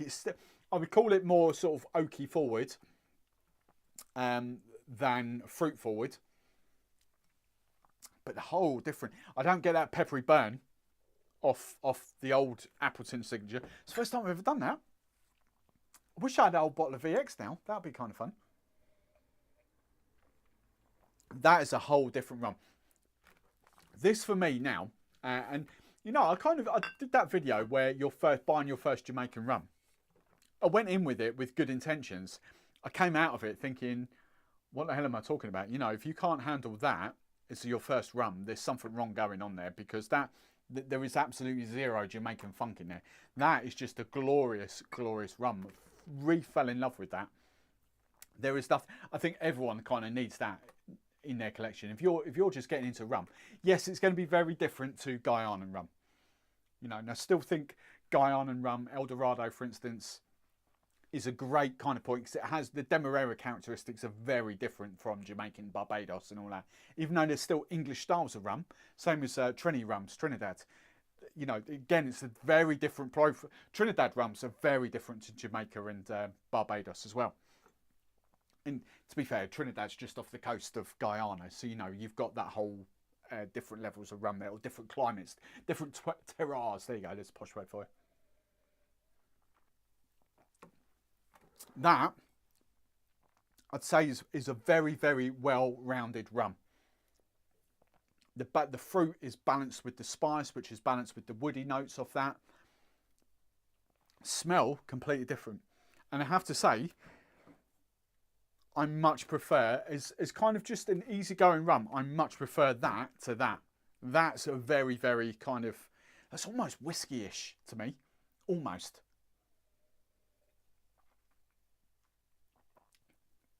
Still nice. It's still really, really nice. But, you know, that's really... I wish I had the old Appletons now to kind of compare them. That would have been awesome. Right, question. Neil. Where does Appleton sit in relation to Havana equivalents? So you've got different styles of rum for a start. Spanish style versus English style of rum. Havana, I've always put Havana... So I guess what the question you're asking there, where does Appleton sit in relation to Havana equivalents? So I guess what you're asking, if we're being... I mean, for me, they don't. There's no comparison. But that's what you're looking at. You're looking at Appleton Signature versus Appleton Havana Especial. That would be the direct comparison. For me, they're not. Let's just do it. Come on. I mean, Havana is a really lovely... I love this. It's a mixing rum, to be fair. Havana 7-year-old, I haven't got that much love for at all, to be fair. Havana, and yet Havana, I forget the name, always forget the name, always call it Cuban barrel proof because that's what it got launched at, mid-2000s, 2005, 2006. Cuban barrel proof was immense. Fell in love with that stuff. I used to do, as volume-wise, as a bar, I used to do tons of the stuff. It was such a good rum. Selection de Maestros, that's what it's called now. But yeah, the Havana 7-year-olds never kind of really hit me, to be fair, but the Especial, lighter, fruitier. It's actually, you know, pretty inoffensive in that. Coke, I actually taste Coke off that, to be fair. If I didn't know better, I'd say that had a little splash of Coke in it. You know, that's just, if I'm being brutally honest, that's just like flavoured water. Yeah, that's the best way I could describe it. Drinking that compared to the Signature, you know, that's just all shades of level of rum, rumminess to it compared to the Havana Especial. Havana Especial is great. It really is. It's a mixing rum. It's not a neat sipping rum. It's just watery, to be fair. There's nothing wrong with it. It's really, really, really nice. Again, to be fair, actually, do you know what? That retasted that. If you're going over from spiced rum to normal, that's actually not a bad rum to sip neat, to be fair. If you're in that world where you're drinking spiced rum and you want to come into real rum, Jonathan, I'm going real Jonathan Ross lately. Rum. That's actually not a bad shout. I mean, it's inoffensive. That's all it is. Stefan shared a bottle of Kingston 62. I don't know what Trevor's shared behind there. Oh, hang on. Is that the bottle of Mandarin that Trevor's shared from about 2 hours ago? Sorry, I've just seen my Discord. Where's my mouse gone? Oh, yeah, that one. Yeah, no, we're not worried about that. Right, so, yeah, that's where I put it. Right, let's move up to the Appleton 8. I thought I asked around enough with the old Signature. So this is the new one to me. I mean, I don't know if you'll get the colours, so I'll give you a close-up on the colours here. Can you see the sort of difference in colour? So that's like the Signature. Do you see that? And then compare it. Look at the difference in colour there, look. A whole lot of difference. Now, a lot of that will come from ageing, but yes, we do know that most rum brands will use caramel colouring. So, you know, we do know that you can't judge a rum by the colour. But I'm willing to bet that there ain't much difference in the amount of caramel that's added to both of these. We don't know. I wouldn't mind betting you this, because 8 years in the barrel, tropical aging, you know, it's going to be there. Now the nose, comparing the nose of these two. Wow. See, the 8-year-old is just a stunner off here. I don't get... There's more sweetness, more fruit. So yeah, well, more sweet fruitiness coming off the Appleton Signature than there is off the Appleton 8-year-old. Again, this smells not whiskey-ish, but it smells... I'm trying to compare it to whiskey for a lot of people. Soji, you all drink rum. It's more rum. It's more rumminess. A bit of fruit going on. A bit of spice going on. Not massively out there, but it's there. A bit of fruit and spice, but not sweet at all. It's kind of those woody, kind of oaky notes on the nose. And then taste-wise,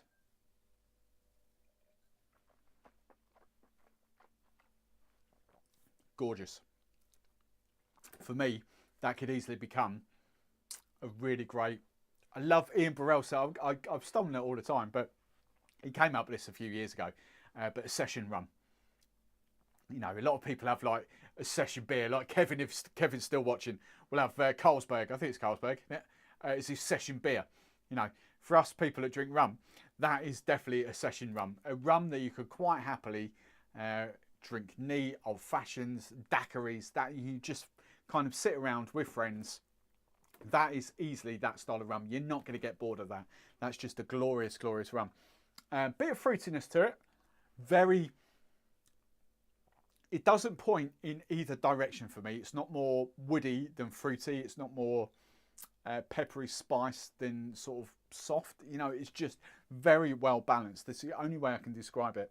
Caramel notes do finish off there, but I do get subtle hints of like the tropical fruit, the banana, the pineapple. There is a little bit of funk on the nose. I've just got that then, but not too much. I stand by that video that I did, well, I filmed it a few weeks ago now, but it dropped last week. For the price, do you know what? That is a flipping stunning entry-level Jamaican rum. Absolutely stunning. Love it. Right, let's go back to this. Question. Oh, right, I've seen that. Right, answered that. Hey, Nick, how are you?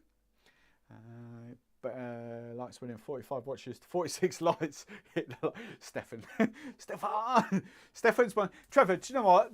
Trevor, I love you to bits, but Stefan's become my new favourite, to be honest. You know, so Trevor, you never ask people to like until Stefan joins. You know, really properly. Let's be honest.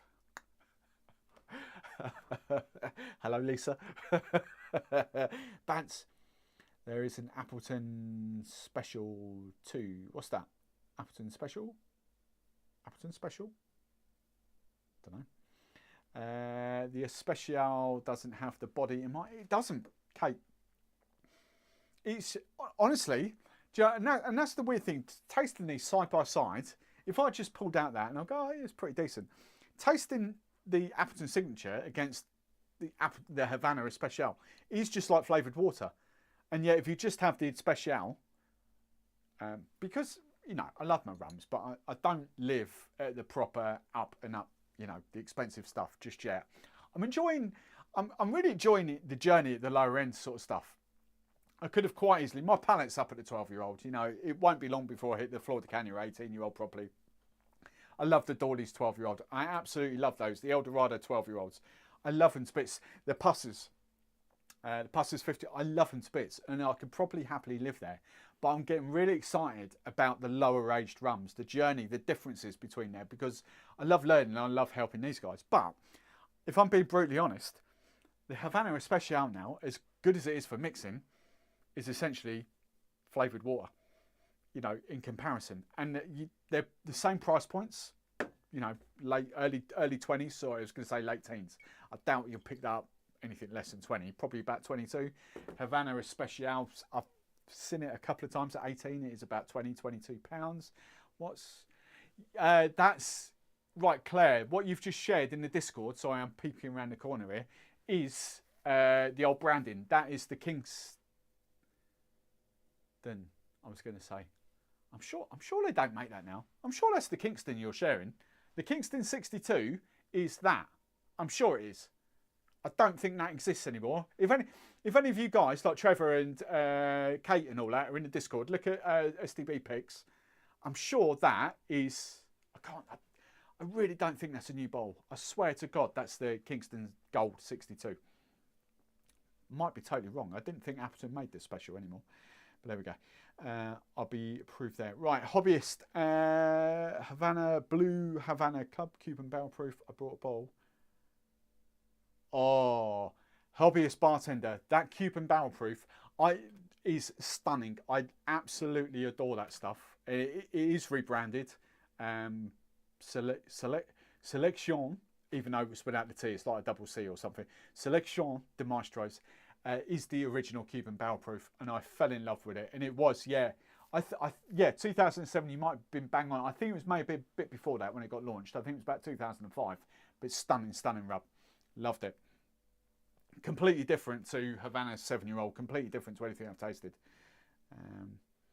Right, where we go. Cuban 18. Havana Club Especial is fantastic. Rum and Coke, so I like to keep a bottle just for that reason. I haven't done the Havana Especial as a rum and Coke. I need to do like a rum and Coke tasting, to be fair. That could be quite of interesting. What's he saying? I'm going over with Carl and Riley. I quit thus band. Trevor, I've got your Venezuelan cocktail coming up there. Don't leave. Don't go, Trevor. Come, stay, Trevor. Stay. Right, Lee. Appleton don't add colour, I believe. Appleton do add colour. I watched a good video before. I was surprised how much was lost through evaporation. Lee, all rum adds colour. All rum does. All rum brands, they do. It'll just be the different levels that they do. Some will add minimal, some will add a lot. I absolutely 95%, I was going to say 99, 95% sure that Appleton will add caramel colour into this. They have to promote consistency. If you've got an 8-year-old rum that kind of goes, if that's a brand, so it's not a special, it's a brand.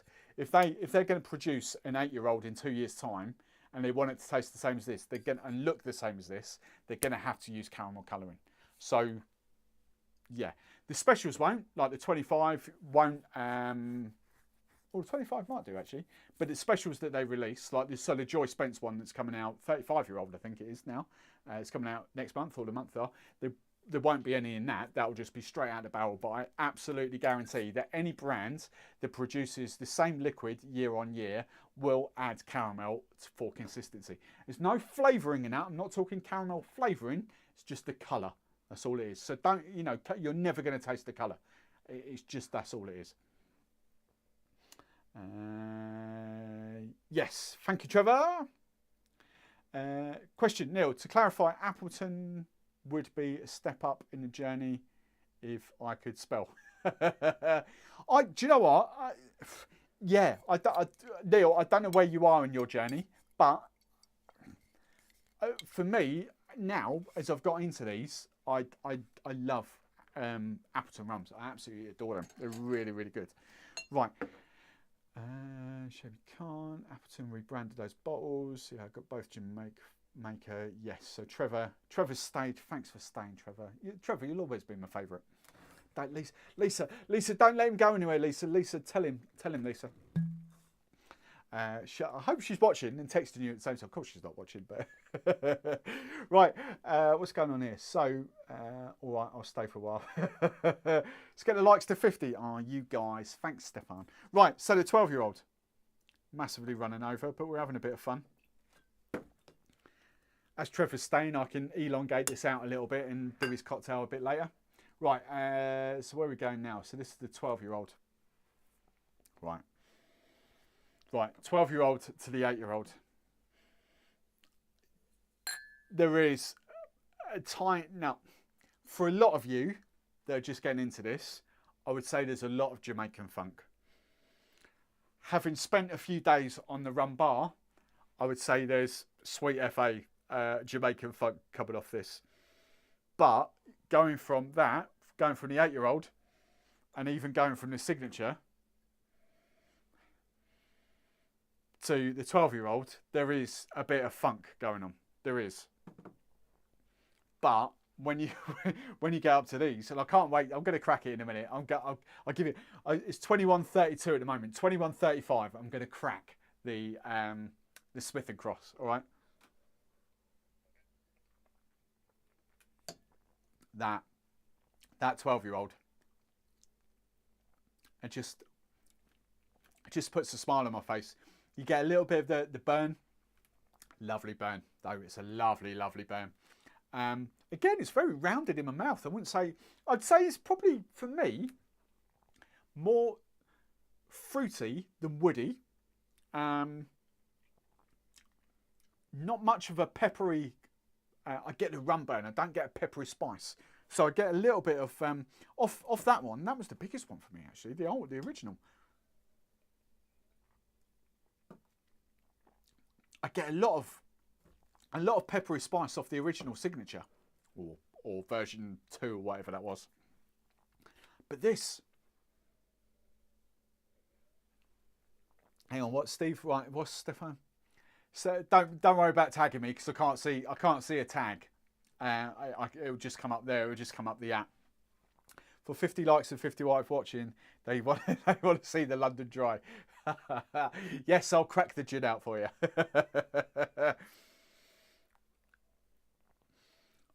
This 12-year-old. I think this is right. Of all the rums I've bought here, I knew what the Worthy part was like. As I say, Gerg's got me onto that October time, whenever it was. I forget when Rumfest was now. Got me onto that. Appleton 8 has been a great find for me, actually. That's a new one. I don't know when I cracked that. Probably November, December time. I forget when that came in. No, maybe a bit earlier. The 2 rums, Veritas was a good one as well. The 2 rums for me that have stood out on this whole thing, probably for me, is the Appleton 12 and the Dawley's 12. I adore those 2 rums. Everything else has kind of been, all right, let's not forget that Lost Years. That Lost Years is phenomenal as well. So it's a completely different beast. Completely and utterly different beast. I mean, you've got 4 different rums in there, all bouncing around. That is insane. That's really good. But for worldwide brands, let's go worldwide brands that all of you should be able to get without any hesitation at all. Those 2, I have to say, the Dawleys and the Appleton 12 have been my star picks. They're just amazing.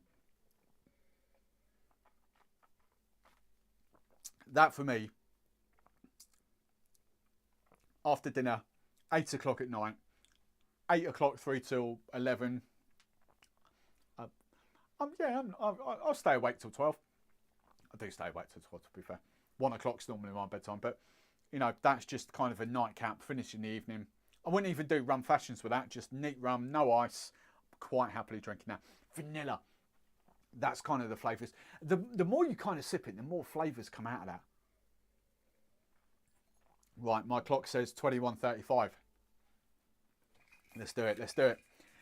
William, hello William. I just seen a question. That's how you ask a question. Well done. Right, William, do you have Angostura 1919? That one there, you mean? I always forget about it because it's not in the flipping square bottles that I used to love for about 2 decades. Do you have you tried it? Ordered the bottle, not sure what to expect. Looking forward to it. I do really like 1919. Let's do the we'll do the Appleton. We'll do that in a minute. It's 21.36. Stefan's got all his likes. He's done me proud. I need to do this Jamaican Smith and Cross. What's he counting for? Shelf, what? Top right screen beside. Yeah, there we go. So here's Steve's top shelf. Right, it's not my top shelf. You can't see my top shelf. There's another shelf above here. Right, let's go for it. What am I doing? Smith and Cross. I can't think the last time I had this. I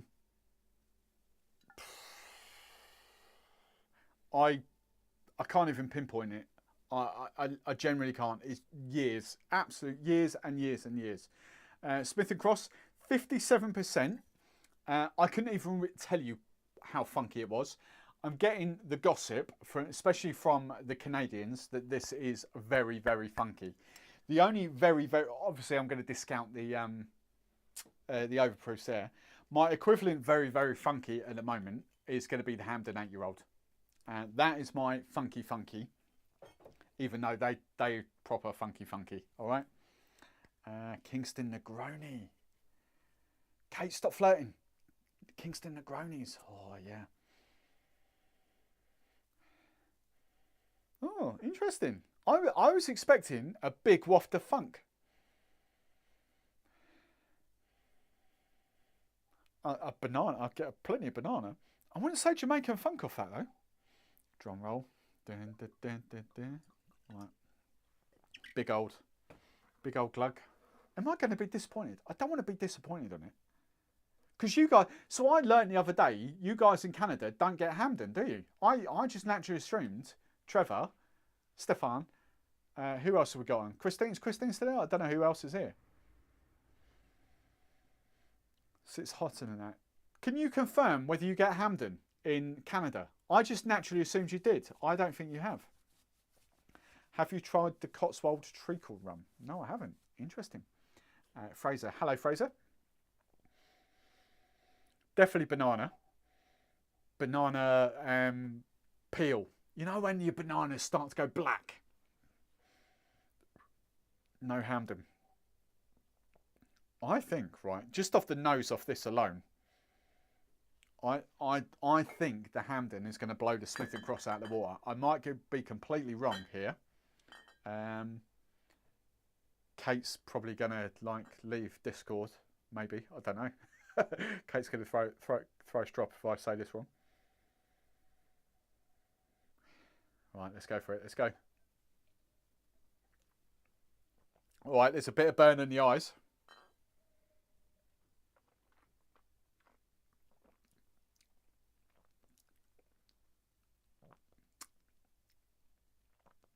That is lovely.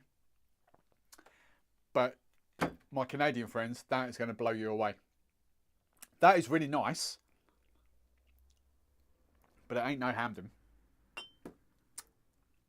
There ain't no way I would substitute that for that in some of the cocktails though where I've been using that. That is lovely. Caramelized banana, that's kind of what I get off that.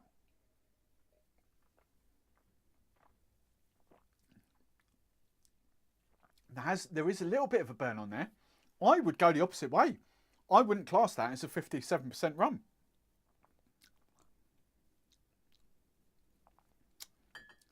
Caramelized banana, maybe pint, but yeah, that's kind of what I get off that. Hampden is definitely up on Smithy. Look at her little bit of posh words, posh applications, 4-syllable words. We don't do 4-syllable words here. I'll send you, Trevor. I haven't done it yet because I wanted to crack these and I want to send these to you as well. The boutiques. I'm going to send you some Hampden because do you know what? That's just going to blow your little mind. Yeah.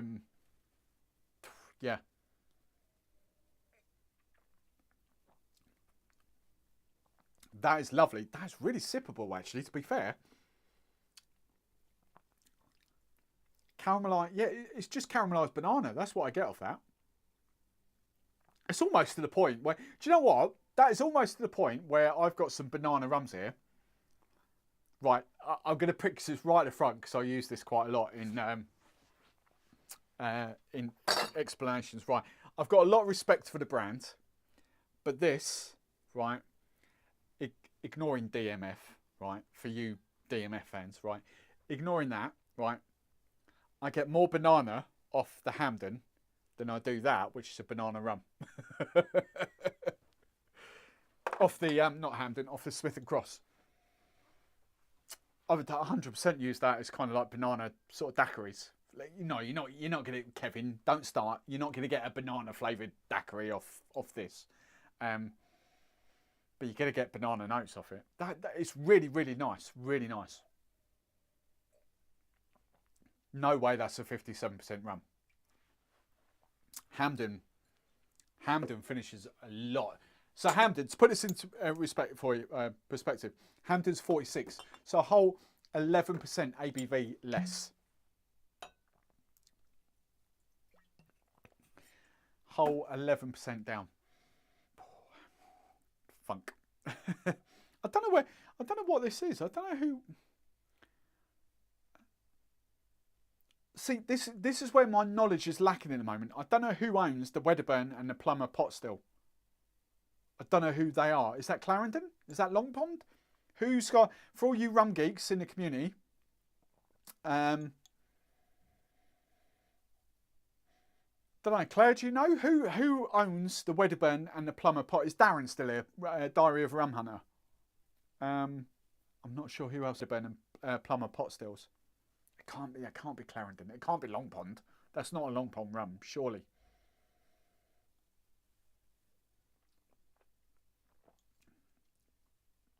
Dangerous neat. There's no way that's well, I mean, that is just pure out kind of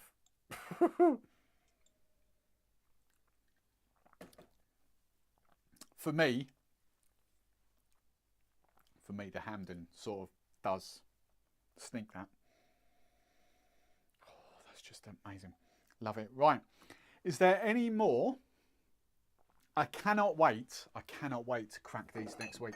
So what we're in store for next week, I will, because no doubt there's different people watching now to what we're next week, because I haven't done it yet, and I will give Pete a shout. Pete won't watch, but I will give him a shout. So coming up next week, let's close in on this, the Boutique Rum Company. Let's just give you a little behind the scenes to these. This is a brand owned by Atom Brands, which are Master of Malt. Now, we know Master of Malt, and this is where I want to do the clarification, just to get you excited. Oh, I can't see it now. Can you see it in the bottom corner? Yeah, which way? There. Rum Bullion, right? That is Master of Malt. That is Atom Brands, and the whole Jaffa Cake stuff as well. This stuff, however, is proper. So what Boutique have done, and Boutique started with the whiskey company. Boutique are just taking like proper rums from proper distilleries, not doing anything to them. They're just basically trying to bring them to the UK market. So there's no added sugar, there's no blending, there's no anything going on in here. It's just whatever it says on the bottle. So the first one, and I'm not sure what order with these going, but we've got a blended rum, pot and column still, multiple distilleries, 55, 9-year-old, 55%. Coming next week. I've got absolutely no idea of what these are going to taste like. Secret distillery, so we don't know. And I know Pete won't give me the gossip either. So we've got, that's the marks we were talking about, JMWP mark. So we know that's going to have a hell of a lot of funk to it for a start. And here's the third one that I'm going to crack out next week. And that's another mark, so that's MG. So I could probably find, for the marks, I could probably do the research to work out who the secret distillery is. We could do that, but 10 years old. So that's coming up next week, and the whole Jamaican thing. But yeah, for those of you Appleton wise, I think Appleton is a great brand, regardless. Ignore the fact that Jamaican funk, because you don't get Jamaican funk off that. You're just purely getting enjoyable, lovely rums to sip off that. Absolutely gorgeous. Now I do like this. Neil. As we're on Jamaican rum, can you tell me about Myers? Tuesday, Neil. Tuesday's video. So, Neil, Tuesday's video is that versus... Hang on, let me clear these away. 12, 8... And that. Right, Tuesday's video. Get rid of that. Get rid of these. Oh, we didn't do the Trinity tasting, did we? Right, Tuesday's video is that versus that versus that. Black category 5. Category 5 Smuggler's Cove. And I'm not going to tell you, I'm not going to give you the game away now. You're going to have to wait until Tuesday, because otherwise you won't have to watch Tuesday's video, and I want the watch time, don't So you're going to go and have to watch the video. But I'm doing that 3-way head-to-head. I think the thumbnail. I don't think there's any surprise today. I think the thumbnail that. I don't think I even did a fourth rum. No, I'm pretty sure I just did those 3. That was filmed what, 2 weeks ago now. But also I'm going to say is I'm in my little head. I'm not. Yeah, in my little head, I was shocked by the outcome. I was quite shocked by the outcome of this, and it's a great. And I've also I'll say is off the back of it, from a category that I've kind of dismissed because at the end of the day it's just rum and a shed load of caramel. I was going to say shoot a shed load of. I have to keep this PG friendly, don't I? A shed load of caramel colouring added to, because that's all black rums are. They're just rum with caramel. Buckets of caramel colouring added to them, not flavouring, caramel colouring. I was really impressed by the outcome. So that is Tuesday's video. And for that, I forget who asked now. Jamaican, Trinidad. Let's just have a quick sip because I'm enjoying these rums. Appleton. If the Hamden has more Hogo, Jesus Christ, Hamden is just. And that's not even the benchmark. The red, is it the red one? The red Hamden goes up a level from this. Yeah. Do you know what? That's if you're telling me there's kind of that rum funk, that Hogo coming off that, I'm kind of, because that's very tame for me. Very for what I've got used to recently. That's very tame. So these little beasts are going to blow your little mind. These boutique ones. Right. 1919. I forget who asked about this now, but here it is.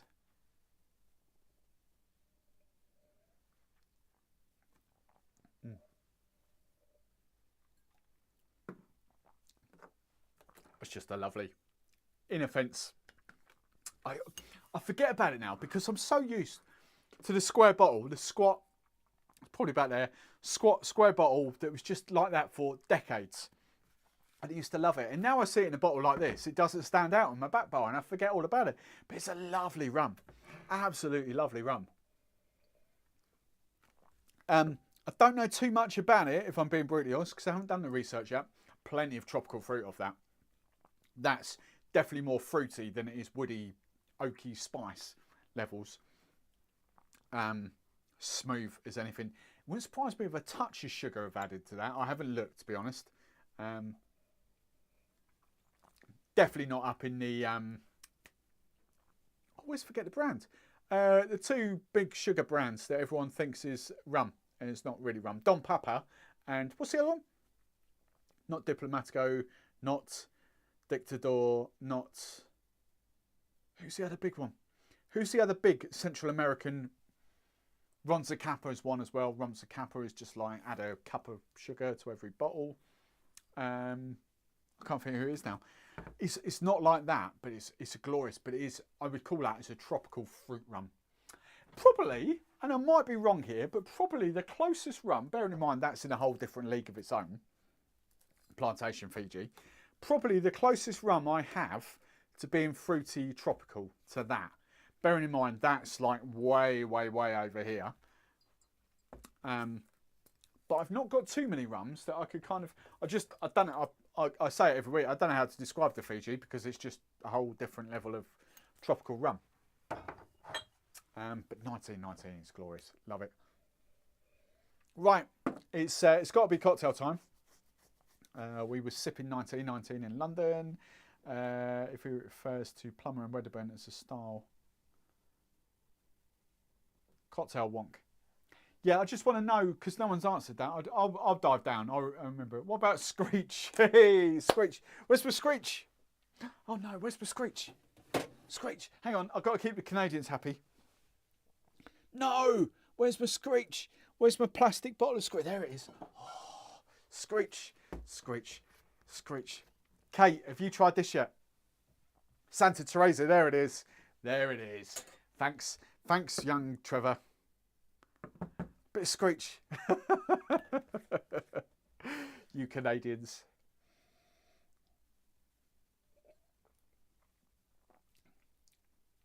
Do you know what, right? We had this chat, I completely forgot. That gets classed as black rum, doesn't it? For you guys in Canada. And the taste profile of that, I should have included this in the video. I would totally include that in the Goslings, the Myers and the Plantation video. I mean, it's not offensive. To be fair, right, I'm going to be brutally honest here. That's got more to it than the Havana Especial. For me, that actually, I mean, it's thicker. It's kind of, I don't mean that in a sugary way. I just mean it's got more body. That's, you know, it's kind of, I can't say any more than that. I genuinely do think it's got more to it than the Havana Especial. Perhaps I should get more on Screech. We should have a Screech off. Right. Screech, perhaps Screech should live on the back bar. For you Canadians, you're loyal. So where do we put Screech? Stefan and Trevor, you tell me where Screech will live, and I'll put Screech on the back bar for you. That can live there. I'll leave that there for 2 seconds. Right. Santa Teresa, 1919. Plumber and Wedderburn. Right. Dump Upper, loads of sugar. Dump Upper is spiced rum. It's not a rum. We put Teresa in hip flask at weddings. Got battered, but it was sweet. Yeah. Again, Santa Teresa.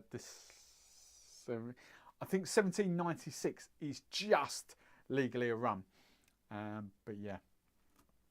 Bottled by Hayman's, made by Hampden Estate. Right, Screech is either mid or top. Mid.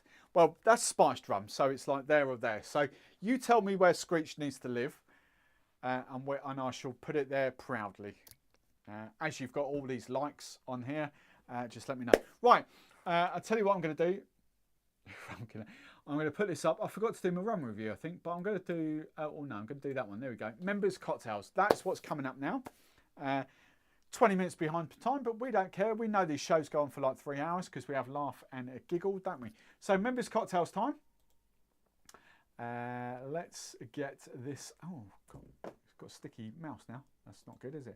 Right, first up, we're going to do this one from Young Trevor. Young Trevor Rose. Between Picardy and Pussers. There. Like that. Does that stand out there? Do we like that? How's that? Picardy and Pussers. There you go. Job's good. Screech. Screech is going to live there. Oh, it's Rhino. What do you think of Kraken? Depends where you are. It's Rhino 20. I'm not a huge fan of UK Kraken. Never tried the US Kraken, which is a whole 7%, 14 proof. Stronger in the US than what it is in the UK. Never tried it. Don't know. I know it gets a lot of love over there. The Kraken in the UK doesn't get much love, really, in the grand scheme of things. You know, entry-level people it gets a lot of love with, but people that like rum, it doesn't get that much love, to be fair, because there's nothing to it. It's just watery rum, to be fair. Right, so I don't know where you are. It's Rhino, but yeah. So, right, this cocktail, Venezuelan coffee. Now, Trevor, before I go any further, so the Venezuelan rum I've got here is Pampero Aniversario. And I don't think this is anywhere remotely close to Diplomatico. What did you put? I think, I didn't put it down, but Planas, didn't you? So the Planas is a white rum, for those of you that don't know, Diplomatico. And it's a 6-year-old white rum. So, I've got 2 options here, young Trevor. Option 1, I go landlocked next door. And bearing in mind I haven't got, what's next to Venezuela? Forgotten now. North. Colombia. Of course, there's some geography for you, isn't it? I got a gold star in geography. So go northwards from Venezuela. I've got no Colombian rum here, so Colombia's out. So I'm trying to get simple. So your 2 options, young Trevor. I could go landlocked next door, and the closest would probably be either that or that. And to give you that, so here's some knowledge bombs for you, because I know this without even looking. Diplomatico Planas is a 6-year-old rum that has been charcoal filtered to be white. Okay, so it's a clear white rum, even though it's 6 years old. Okay, so it should be that colour essentially. So I've got a choice of 2. It's landlocked. Guyana is the next country along. So I could go ED5 or ED3, your choice. I could do a blend either if you want. Or I could go not landlocked. I could go the closest island, which is Trinidad, and I would go Trini 7-year-old, Angostura 7-year-old. So it's your choice, young Trevor Rose, as it's yours. Your phone. What's the best £30 bottle of rum in the UK? It's running £30 rum. As I've been talking about it, and it's at the top of my mind, Appleton Estate 8-year-old. That's where I'm going to sit for this, because it's pretty damn decent. Right, Andy's beer reviews is going Trinidad. That's 1-0. But Trevor, this is Trevor Rose's cocktail, so Trevor's got the final say. So coffee liqueur, I am going to Luna. I think he used Liqueurs Bitters, which is a little bit sweetened, not too much sweetened. So it's in between Mr. Black and Kahlua. But Barista, I do love Liquor 43 Barista, it's amazing. But I'm going to Luna for my coffee liqueur. Ginger syrup. I need to get some of George William Fox's, but we've got Monin for the time being. Lime juice, and I have to confess, I haven't got any mango juice, but I've got the old Rubicon stuff there. Right, Stefan, is Trevor gone? Oh, Trevor Rose. I do ED3. Okay. Right, okay. Right, I missed that. Trinidad. So Trevor's gone ED3. It's his cocktail, so we're going ED3. That's fine. Trevor, did you invent this, or did you steal it from somewhere? I respect you. I think you've created this. Bang, bang, bang. Is that it? 5 ingredients. Hang on. I haven't even scrolled down now. And he has got a banging cocktail called the... So Trevor's back into it. Are you back next Sunday or the Sunday after? If you're back the Sunday after, he's got a banging cocktail name called the Officer and the Gentian. It's just a genius name, and all will be revealed by the ingredients. So I'll either do that next week or the week after. I think it's 2 weeks, 2 Sundays time you're back. I'm going to do that when you're home. I think it's genius. So hang on. 1, 2, 3, 4, 5. 5 ingredients. 1, 2, 3, 4, 5. 3 or 5. Eldorado. Hey Ken, California in the house. Cool. We're going international here, isn't it? Hello Ken in California.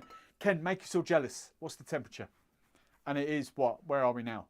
10 o'clock UK here, so it's got to be California. Are you 2 o'clock in the afternoon or 3 o'clock? I think you're 2 o'clock, but you might be 3 o'clock in the afternoon. Who knows? I don't steal. Sunday after, right? So not next Sunday. So I will do your Officer and the Gentian in 2 weeks' time. So this is a flash blended cocktail, hence I washed this and that. So young Trevor Rose. Which one's got the list? That'll do. Right, there we go. So we are going for 1.5 ounces, because he always works in ounces, bless him. So 45 ml of Diplomatico Planos. I'll tell you what I'm going to do, Trev. I'm going to do just kind of, so I'm going to do the white for the vibes, but I'm going to give you, so I've got an ounce. I'm going to do half an ounce of 5-year-old. I've never tasted the Planas, to be fair. There we go. Yeah, I don't think. Oh, and who was it? It was Scott. Is it Scott? Yeah, Scott, you're still watching. The whole reason that wobbles, by the way, is because this is the bar surface. Sorry, I think it was Scott. It's not the bottom. It's not the base of the shaker. So this is glued down. So right there's a lump of glue there. That's why that wobbles there. Basically, this is not a wood surface on here. I've got I don't know what it is, laminated bar top, but I put a surface on top. I've watched that video. What's he talking about? It wobbles. Right. So there's a lump of. It's just like a little bit of glue just right there. Like just there. Look. Right. There we go. See, it doesn't wobble there. Right. Mine wobbles. Right. I like where Steve Meyer Blacking. See up here. Poor old Lisa. I hope Lisa's watching plenty of videos of me to keep her company. God, how does she cope with not seeing you for like 3 weeks? Right. Half an ounce of coffee liqueur. So 15 ml of Luna coffee. Boom. We're then going Ginger syrup, where are we going? We're going half an ounce, 15 ml. I'll translate. 15 ml of ginger syrup. We are then going 3/4 of an ounce, 22.5 ml of lime juice. Oh, that's a lot of lime juice, isn't it? 22.5 ml. Boom.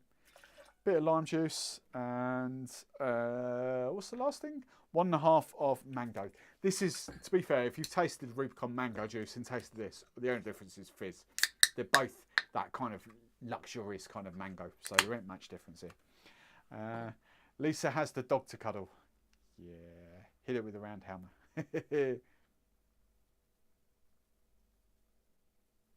What have I missed? It wasn't me. You told... Wasn't me. You told me my mum had COVID in Barbados last. She's still in Nottinghamshire. Oh yeah. Was it not your mum? It was some. There's too many of you in Discord. I lose track. Mango juice. Right. Hang on. How much mango juice? 1.5 ounces. So 45 ml of mango juice. Why is your mum not in Barbados? I'm sure she'd love a trip to Barbados. God, Jesus. Mummy Barman just wants a trip to the coffee shop, to be fair. Right, and it's cold in Canada, -25. Right. So, I'm going to flash blend, because he loves a flash blend for this. So, flash blend. And, right, I think that's it. So, boom, boom, boom. No bitters. No bitters, young Trevor. So, 1.5 of Diplomatico Planas, half an ounce of coffee liqueur, half an ounce of ginger syrup, 3/4 of an ounce of lime juice, 1.5 ounce of mango juice. Flash blend for 5 seconds with crushed ice. Garnish, I'm not going to bother with that. Garnish with candied ginger and dehydrated lime. Oh, I know what I didn't do.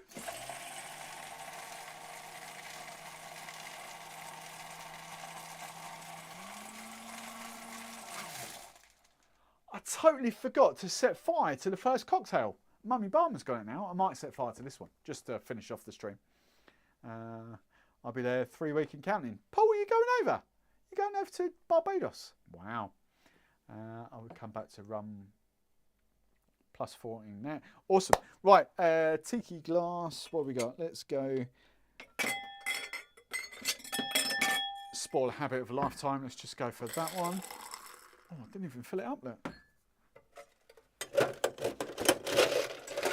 Need to save a bit of that. I've got to shake. I've got to actually shake a cocktail for Claire in a minute. Jesus. Right. Mummy Barman's got the straw. So this is. Let's do it for this. I was going to set fire to a cocktail. I'll try it and then I'll set fire to it. So the first cocktail should have had a flaming lime as the garnish, and I didn't use nutmeg. I got the flipping nutmeg ready to go as well. Sorry, Claire. Sorry.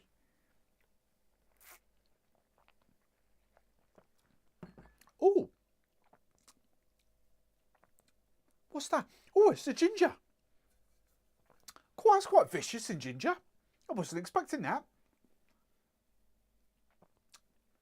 I think my ginger might be quite feisty, young Trevor, because I don't think you would come up with a cocktail quite like that. Oh, that is proper fire. How much ginger did I put in? 15 ml. That's quite feisty. Oh. I would have, yeah. That's. Do you know what? Well, you can tell I've not had much out of that bowl. That's real vicious ginger. That is.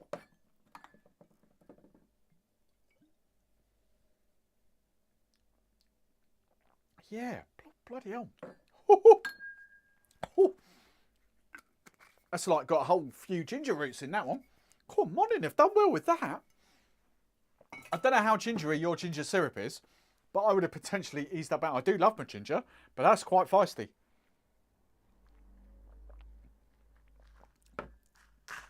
I think that ginger has killed my palate now. I think for those of you using Monin ginger, Monin, what do they call it? Saveur gingembre. I think you might need to ease that back slightly because that is feisty.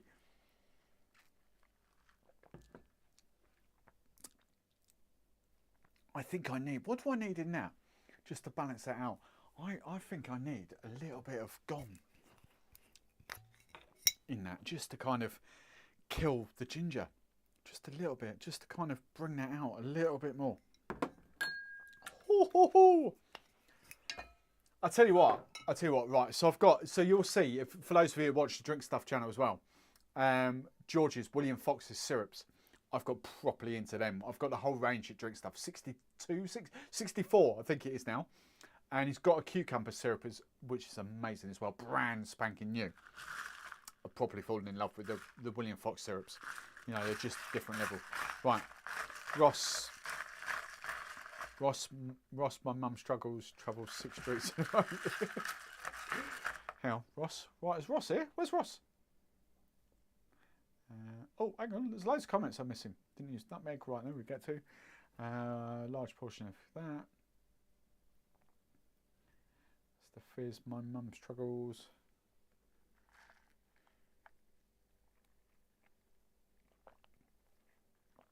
Oh, that's better.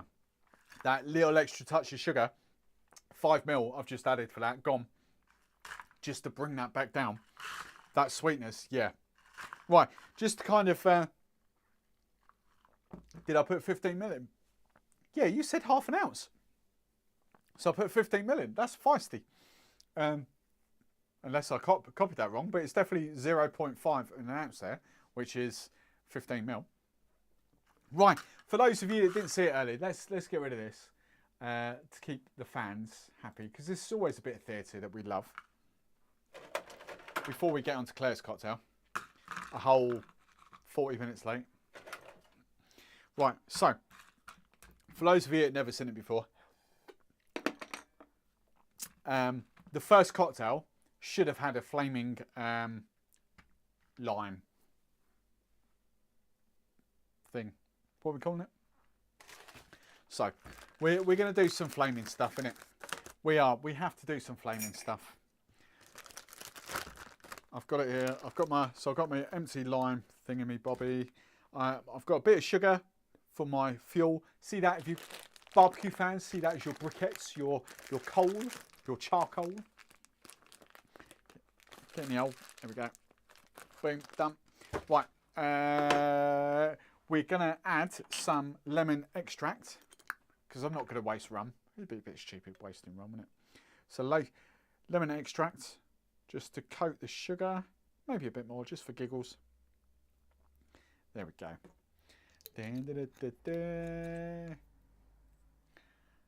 Oh, was it ginger liqueur? You put ginger syrup down here. Hang on. My ginger liqueur. No, it's Giffard's 15 ml. Isn't that fiery? Okay, right. With the bottle opening vid. Right. So just reason that. So, sugar, lime, lemon extract,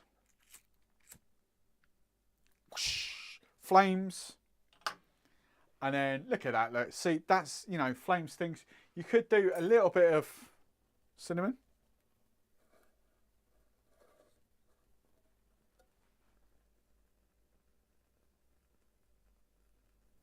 Like that, woohoo!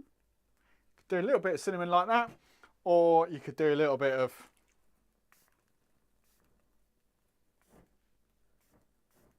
can we see that? Bit of that. But I like the cinnamon. The cinnamon gives the better effect. Like that. Woohoo! There we go. Look at that. So that's how you set fire to cocktails, boys and girls.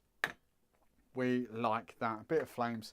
That'll keep me warm. That'll just burn in the background nicely. Do we like that? Let's get a bit of this. So that's what should have been on the first cocktail if you were watching 3 hours ago. Right, and you just have to get rid of all the cinnamon off the bar now. That'll do. Right, there we go. Right. God, look at that. See, that'll just burn for ages now. Where's the good background bit? Right there? Yeah, look at that. That'll go right there. Look at that. All that sugar's nicely caramelising now on the thing. Right. Bottle opening vid, blah, blah, blah. Smoke alarm. She's probably well and truly passed out now. Right, Claire's cocktail. Let's get on to Claire's cocktail. Claire has created this cocktail. I'm looking forward to this one as well. Plant your pink banana. Lots of different flipping rums in here. So ingredients for this. Fiji, Jamaica. I think Claire was just like, yeah, let's just get all the plantations out together. OFTD, banana puree, orgeat, mine's separated, orgeat, lime juice, pineapple, cherry bitters. Boom. And this is a shaken cocktail. So I've got to get my guns out to play now. So this is Plants Your Pink Banana. Is that E150? What's that? Right, so 45, what's this one? Fiji, where are we? So 15 ml of Fiji. There we go. So 15 ml of Fiji for that. Boom. We are doing Zymaca's next. 45 ml of Zymaca. Good spot, Kevin. 45 ml of Zymaca. They all flipping look the same, don't they? Nearly got away with it. Original dark. That's the one. There we go. Right. OFTD. 15 ml of OFTD. Boom. I was trying to save myself some pennies. Right. OFTD. Right. Here we go. So 25 ml of banana puree. 25 ml. Oh, what's this? Hang on a minute. So it's just over that line. Sorry, I'm on my US one there. That'll do. That's about 25 of banana puree. That's what he says. That's not banana. That's pear. We've got that. Orgeat is 10 ml of orgeat syrup. Orgeat. Boom. So that's just, you know, you guys, most of you should know that's watching. This is my ODK and, so hang on. It's those two combined because they're both phenomenal, but put them together, they are amazing, you know. So that's my orgeat syrup. Cool. That's proper sort of caramel notes coming off that. That's proper nice, that is. Right, so I've done my orgeat. Lime juice, 20 ml of lime juice. Cool, 20 mils. That's just under there. Boom, 20 ml of that. And then 45 ml of pineapple juice, 1.5 ounces, pressed. And where are we now? 2 dashes of cherry bitters. Cherry bitters, Three Brothers cherry bitters. Right, 1. There we go. Cherry bitters, right. Ice, ice, ice. Oh, I haven't shaken a cocktail flipping ages. Right, that'll do, that'll do. Let's put that in that. Boom. Lovely, jubbly. Right. Are we ready? Anything I should know about? No. Forgot everything. Cherry, pineapple, lime, orgeat. Done, done, done. Yeah, right.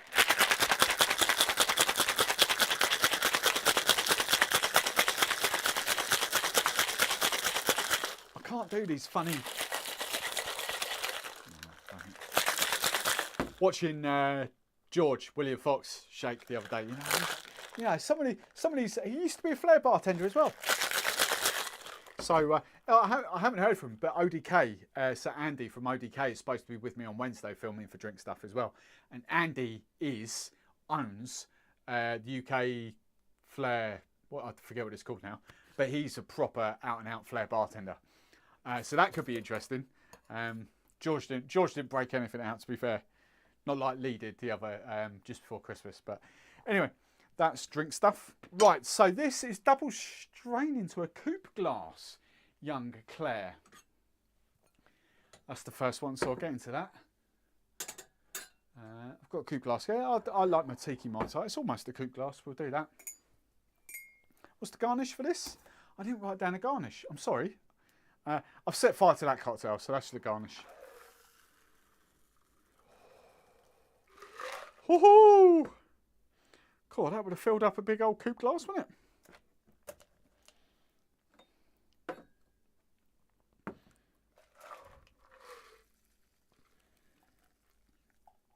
That would have filled up one of those 8-ounce beasts that I say don't buy.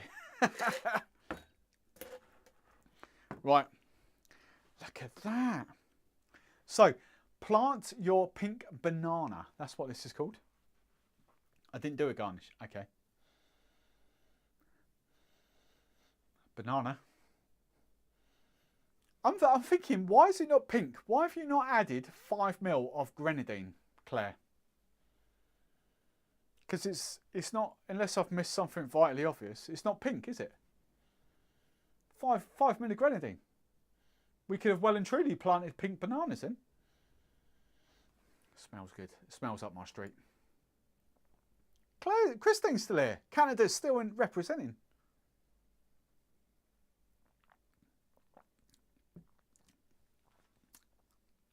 That's fun. If Mummy Barman wasn't passed out on the sofa, Mummy Barman would be all over that right now. Can I be brutally honest? The rum doesn't come out in that at all. 45, 60, 75 ml of rum. Have I just become... Oh, flip it out, here she goes.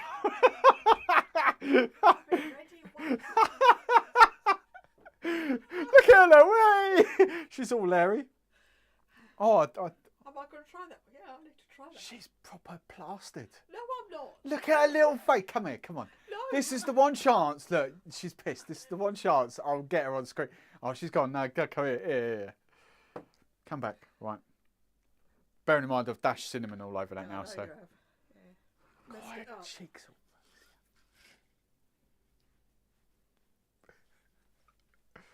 You right? Of course, she's got the shakes already. I haven't got blimmin' eyes. Yeah, it's quite nice. It's quite nice. Yeah, try that one. Look at your little eyes. Look at her. She's proper. She's proper sparkled. She's dancing away. Oh, I forgot what the first cocktail. Oh, it was the pussers, wasn't it? See how? I'm with you. That's not pink. Well, no, it's not pink. That's why she called it pink. I don't know. Why? So ask her. Oh, she's gonna wake up with a filthy hangover tomorrow. It's nice though. It's nice though. But it's yellow, not. It's yellow. It's not pink. Claire, it's yellow. It's not pink. Claire's gone quiet now. Was she? It was the picture in the pub. Oh right. Yeah. Do you not want to come on and say? No. Why not? No. But you've done your hair and all that. No. Come on. Come on, wave to the fans. Pass me that little one over. This one. Yeah, that one. Don't you come moaning to me in the morning. Oh, I didn't sleep well last night. I've got the fidgets, so I've got that. I'm okay. Jesus Christ. She's proper gone. Proper spark code. Wow. Right, so... Brilliant. So, what I'm going to do, Claire... What I'm going to do... I'm quite disappointed. I'm not that sparko, to be fair. Oh, sorry, I don't need to. I can guesstimate. There we go. Boom. About 5 ml. About a bar spoon. Where's my shaker? Oh no, that's not what I used. That's what I used. There we go. Now we're planting pink bananas. Yeah.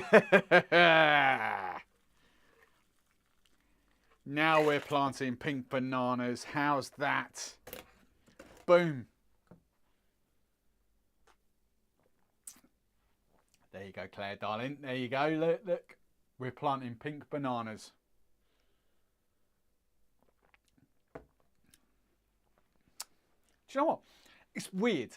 It's not that I don't get the rum. I think I just naturally crave like Jamaican funk from it now. I naturally crave that aftertaste.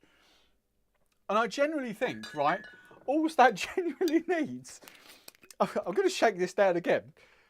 I think it's just me. I think that's all it is. I'm just gonna put in literally 5 ml of rum bar, overproofing that, just for that proper Jamaican sort of thing. I think I've just killed myself. I think I just kind of expect every cocktail now to have that sort of Jamaican vibe. I think I've ruined myself. I think that's what it is. Right. So hang on. So perhaps for me, right?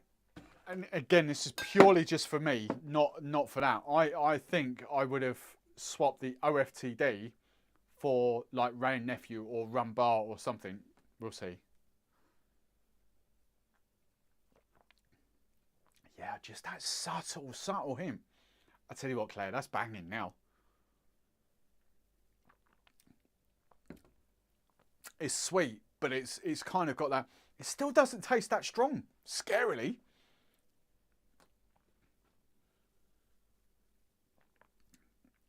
That's good though. Oh, that's good. Claire's planting pink. Claire, I might put this in February's cocktail book. Hamden 8 probably did it. Right. So, let me go back through the cocktails, the questions. Let's put this up on screen now. Let's hide that. So, I forget, I have to do this purely for timestamps. There we go. Q&A. There we go. Look, Q&A. It's still over 50 of you on. That's insane. Q&A time. Boom. Right, let's go back to this. So, what's the time? 22, half 10. We've still got 40 minutes yet. Do you remember back 2 years ago when I started doing these live shows? They were like 45 minutes. Now they're kind of like 3-hour flipping marathons, isn't they? Right, sticky as anything. I'll tell you what I'm going to do. I'm not going anywhere. I'm just going to get this wet. There we go. Right. We just got a bit of that. I've got a sink behind the bar now as well, because we're upgrading, aren't we? Upgrading every week. Right, let's get rid of all this rum here. She's going to be lethal tomorrow, I tell you. She's going to be destroyed tomorrow. She ain't going to sleep tonight. She's going to be grumpy tomorrow. So I might move out tomorrow. Right. Here we go. Let's do this. So, questions. Any questions? Any banter? Where I'll go back through the questions in here. Put some welly in it. That's referring to that. Where's the garnish? That's what I saw. Kevin saved the day. Looks spectacular. Picture in the pub. A Kate. I bet that tastes amazing. Wish I had one right now. And whoa! Stop comments. Right. I told you, Claire needs more booze every time. Add more rum. There are 2 rules: never too early and never enough. That's very true. Rules for life. I think I've just genuinely destroyed myself. Why does every drink I have now, like cocktail, I mean, why every cocktail I crave needs to have that like Jamaican funk vibe finishing it? And I don't think that's a good thing, because I'm just, every time I go out now, I'm going to be like, yeah, it's all right. Yeah, it's all right. I can make better own. Yeah, it's all right. I'm not going to be able to go out and just, unless I drink neat spirits, I'm not going to be able to go out and go, oh, that's amazing. I'm going to be, yeah, it's all right. I think I'm my worst enemy for this. I have to say though, look at these. Look, these are hilarious. That's why I blended up earlier. Sitting here. Right, where are we going then? That will make Steve happy. 57 likes, Stefan. You, my friend, are a gin drinking legend. Right, Ross. I'm all right. This is the thing, right? It's not, for me, neat spirits doesn't touch the sides for me. Never has done. As soon as I add a little bit of fizz or a little bit of sugar or like a daiquiri or something like that, I'm just gone. Like beer, I could literally have 2 pints of beer now and I'd be worse than what I would have had to add all that rum. It's just a weird thing. Spirits have ever since I was kind of early 20s, spirits never touched the sides with me. Never. I'll get a little bit merry and tipsy, but I'll never be blottoed on spirit. It's just a weird thing. I think from a young age, I kind of got it into my head that I enjoyed drinking neat spirits, and it was just like savouring them. And I think my brain is just conditioned to think oh, I'm enjoying that, I'm loving that. But as soon as I mix it into a cocktail or something sweet, a bit of sugar or something, that's when I'm gone. So neat spirits to me, it just this weird phenomenon. Wine, I'm the same. You know, I can drink a glass, probably a glass and a half of wine. And I'm like, I've done bottles of red wine in the night and stuff and like, and you know, kind of been a bit worse for wear. But beer, pint and a half, 2 pints, yeah, I'm no good. Cider, that's even worse because cider's stronger. I'm no good after 2 pints. But spirits, probably easy. I've been known to do well over a bottle of rum in a night before, and this is going back 5 or 6 years now. But I think nothing of doing a bottle of rum in a night, and it generally wouldn't touch the sides. It's just like, yeah, it's fine. Just this weird thing. Right, where do we get to? Hamden. Kate's still here. Kate. Oh, right, question. I've got question TF coming up. Right, let's go. SY33. Oh, Steve from Pusses just slid into my WhatsApp DMs. Hang on. What's it? Oh, let's get a live update from Steve from Pusses in the British Virgin Islands.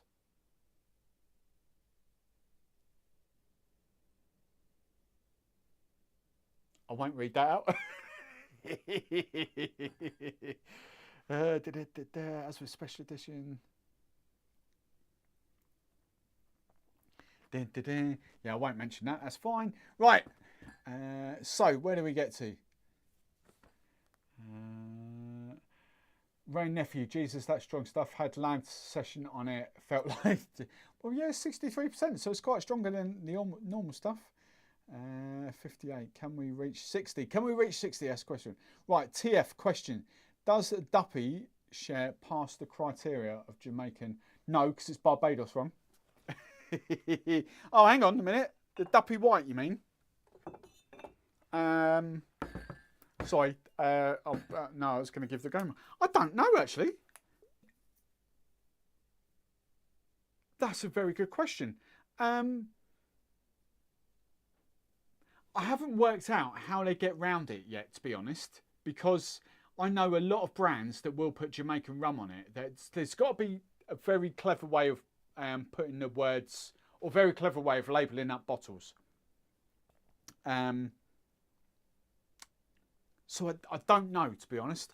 So, but I'm assuming, you know, no sugar in that. I don't think Duppy, I'm pretty sure Duppy don't add sugar to that. In fact, I'm pretty much guaranteeing that Duppy don't add sugar to that. Because they want it to be as authentic as they could be as a brand, as a fun brand. So I think for all intents and purposes, yes, they do conform to Jamaican GI with that. I can't think of any other reasons why they wouldn't be, because even though they don't state where the rum has come from, we know it's one of the big brands. I mean, that's Worthy Park in there. So we naturally assume it's Worthy that's gone in there, but we don't know.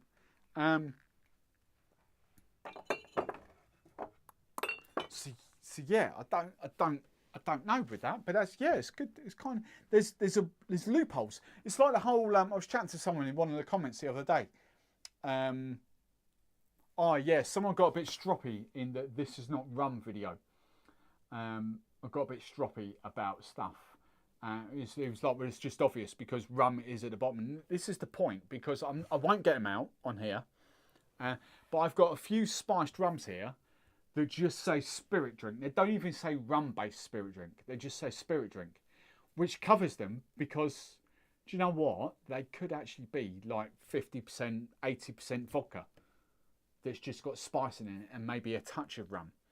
So you kind of have to look at labels to be very, very crystal clear of what they're about. But always be wary of something that just says spirit drink, or if it doesn't say like rum or spiced rum or anything like that, if rum is not mentioned, this is kind of a fine one as well. Now, they do get around this a different way. And I know Havana are not going to skirt the laws on this, but this is kind of something, and this is not me pulling out Havana. I'm just saying how brands can get around it, right? So, Havana just put spirit drink there, right? But they do cover it that they put Cuban rum with spices. So they've clarified themselves that they have got Cuban rum in there. But if you've got a rum, and I've got 2 brands that I'm staring at, I won't get them out on camera. 2 brands that have just got spirit drink on there, and doesn't say rum-based spirit drink, then I'm pretty much guaranteeing that actually there's more than just rum in there. Vodka, something like that. It's just kind of, you know, just... Wording could be very, very clever on bottles. So, yeah, just pay attention to that sort of stuff. If it doesn't say rum, if it doesn't say spiced rum, because most of the time when it does say spiced rum, at least we are pretty much convinced that they have got rum that has been spiced in there. When it's been flavour compound spiced, you know, that's absolutely cool. But I'm pretty much guaranteeing 2 of those bottles down there are flavoured vodkas. That's all I'm saying on that. Where are we going with that? 58. Can we reach 60? What's it with you lot trying to get the likes up there? Get the likes. Yeah, Ray Nephew. Right. Where do we go to? I'm highlighting stuff now because I've got sugar on the screen. Werner Schweizer. Am I saying that right? Werner. What's with the middle and forefinger pouring of shots with Barman? It looks so stupid and awkward. Just grab it by the thumb and the forefinger. What? What's with the middle and forefinger? Middle. I don't understand. What? Pouring shots? What? Hang on. I kind of. That's going to be a good bottle to hold. What? Middle and forefinger? Hang on a minute. I'm assuming most barmen. Right. So bottle, middle and forefinger. Right. How? What? Like that? You mean? Oh, I can never hold bottles like that. Some bartenders do. I used to be able to do, well, I still can do that, to be fair. That's not middle and forefinger. Like that, is that how you mean? Like, I won't do that, it's wasting rum. Werner, is that how you mean? Like that? You know. Let's be brutally honest. Let's go back to 1980s. Let's hold a bottle like that. No, to be fair though, it depends how speed, like event bartending wise. So, right. I think I know where you're going with this, just to pick up this. So Werner, this is like, where are we? 24, it's 10 minutes ago. Sorry, this is where I am, 10 minutes in chat. So event bartending wise, it's very easy for me, just to clarify this, I don't know where we're going. And I will show you this, because this is tricks of the trade. Can we see the little, hang on, focus, because it's focusing on my face. Hang on, there we go, right. Can we see the little hole just there, right? That for us is like a little valve, right? So we can do the whole slow pour, fast pour with that. So for me, as an event bartender, banging out, you know, 100 mojitos at a time, holding a bottle like that is very comfortable with us because we use our thumb as the valve, as the kind of, you know, the airflow. So we can do the long pour, slow pour with the fire. However, for me, I always found it easier to do that. So my thumb is still there acting as the valve, but I hold the bottle there and I can release the thumb when I want to go fast, when I want to go slow. So that's kind of why we do it. Just to answer that question for you. Bit of insider knowledge there, isn't it? See? Been around, didn't I? Been around. Right. All the recipes posted online. William, they're in our membership area of the Discord. So bearing in mind I'm answering questions 10 minutes ago now, all right? 10 minutes, yeah, 35. So I will catch up very quickly. When you say 151, say Nick, you tease. Am I teasing? Nick, who's the tease? Nick? Oh, hang on, Bacon Bay. Where's the Bacon Bay? Bacon Bay to kill Mum Barman? No, she cook her own Bacon Bay. Susie Cat, dark rum and coke. Susie Cat, what is the strongest ABV for rum? I have never seen a rum over 75.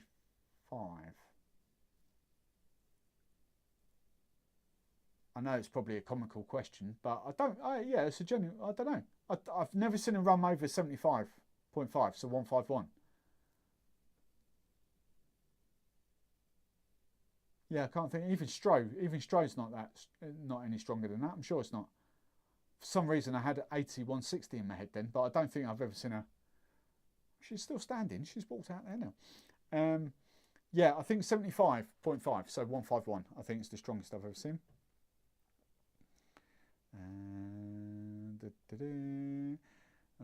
Over your shoulder. I don't know. Susie Cat, I don't know. Susie Cat, you're having a fun time anyway.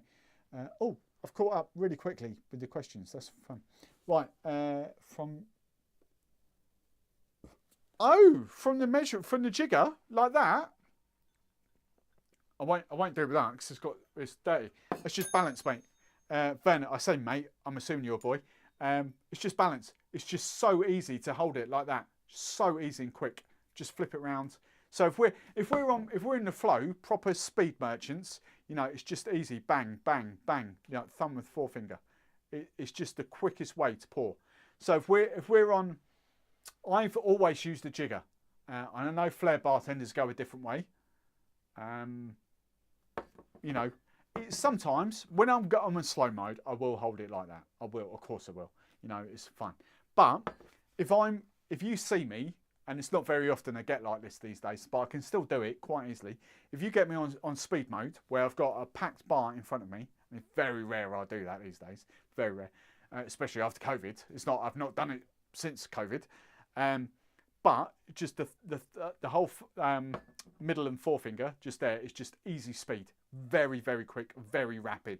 Especially when you're going from like, if you're working UK from 25s to 20s to 15s to 5s, especially with the whole jigger like that. I don't know whether you can see this line. So you could think, what are we doing? So we've got jiggers like that are lined there, and 5, 10, 15, 20 in there, 10, 20, 30, 40, like that. So we will kind of use it. And you know, that's how I work. I'm not showing off. I'm not a show pony. It's just so quick and so easy. Thumb and forefinger, spin it round. Sometimes we'll even do 2 in one hand because it's just a very quick way, and it's just how we're trained.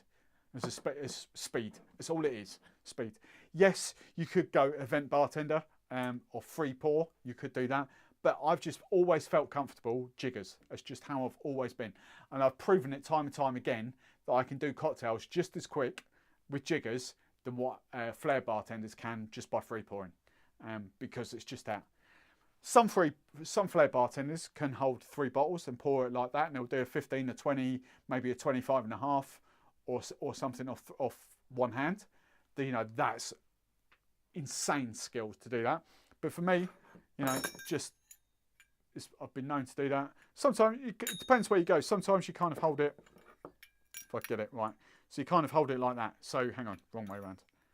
There you go. So you could go very quickly, big end, little end, big end, little end, flipping round and all that. That's just how it is. It's just when you've been working in the trade as long as I have, 28 now. It's just something you do. I wasn't like that at 18. I wasn't like that at 21. But by 25, doing event bars, that's exactly how I was. So yeah, it's just a speed thing. That's all it is. Right. Where else do we get to? I'm not a drinker really. I like the odd speciality. Learn something new every day. What's your best budget spiced rum under 20 quid? Probably at the moment, it's not beyond here. It's up there, but Lidl. He says, oh, it might be down here. Hang on, let's dig it. It's all that, it's all the cracking stuff down here. Probably that, to be fair, because that's the most recent one I've had. Out of all the tastings.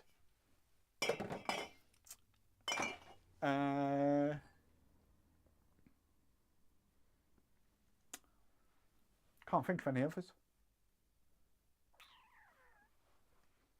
Got any cheap ones here? No. I mean, if you get the little bottles of that for under 20 quid, then that essentially, but I don't think now, I think even the little bottles of that are like 22, 23. Yeah, I'll stick with the little one. I have got,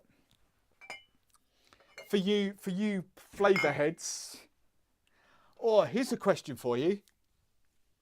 Right, I could take, so I know quite a few of you in the Discord have asked for this, the pineapple video off, right? So Lidl's pineapple there, Aldi, that one there. Quite a few have asked for it. I'm going to do it, but I could take this in a very big direction because I've got easy access to another 6 pineapple flavoured rums, not including plantation, obviously there. So I kind of don't know whether to go all out because obviously you're not going to do pineapple. Pineapple is essentially neat, although I flipping ain't going to drink those neat. To be fair, as nice as that is, I ain't going to drink it neat. I know that. I sure as hell ain't going to drink that neat. Mixer, I probably would drink red leg neat, to be fair. And I'll drink plantation neat.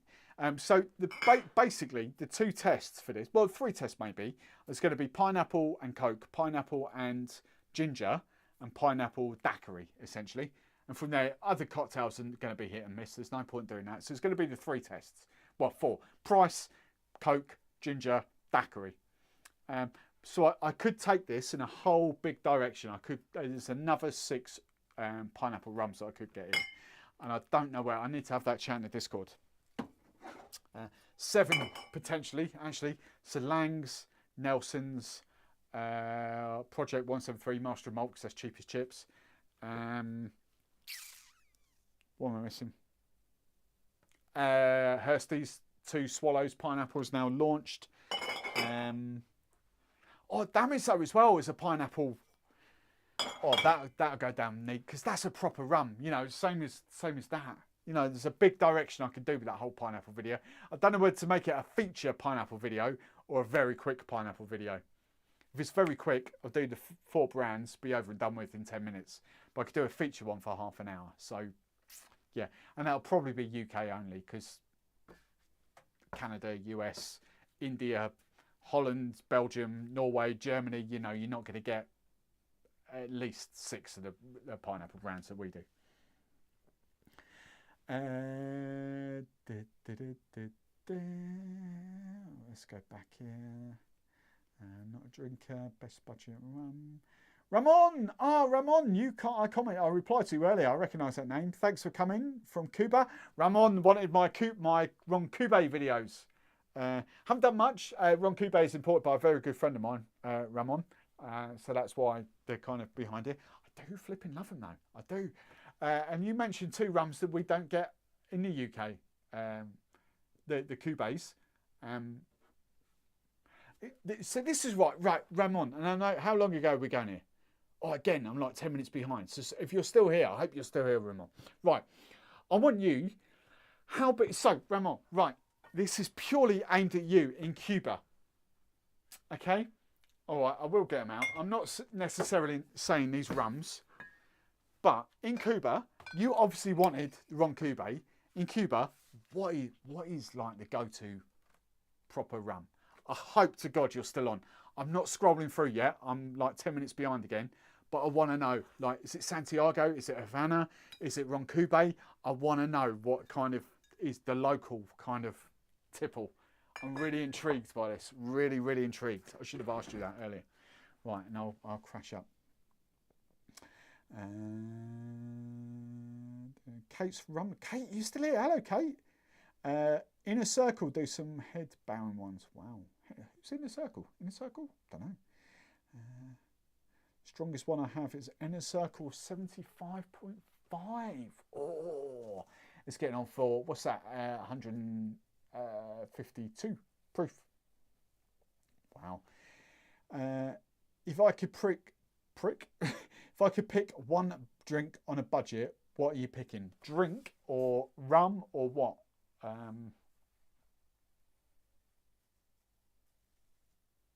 I'm going to go for one rum. One rum on a budget. What's my budget?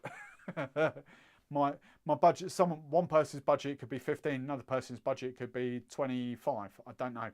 I'm going to naturally assert. I'm just going to pick roughly £20, and I'm probably going to go.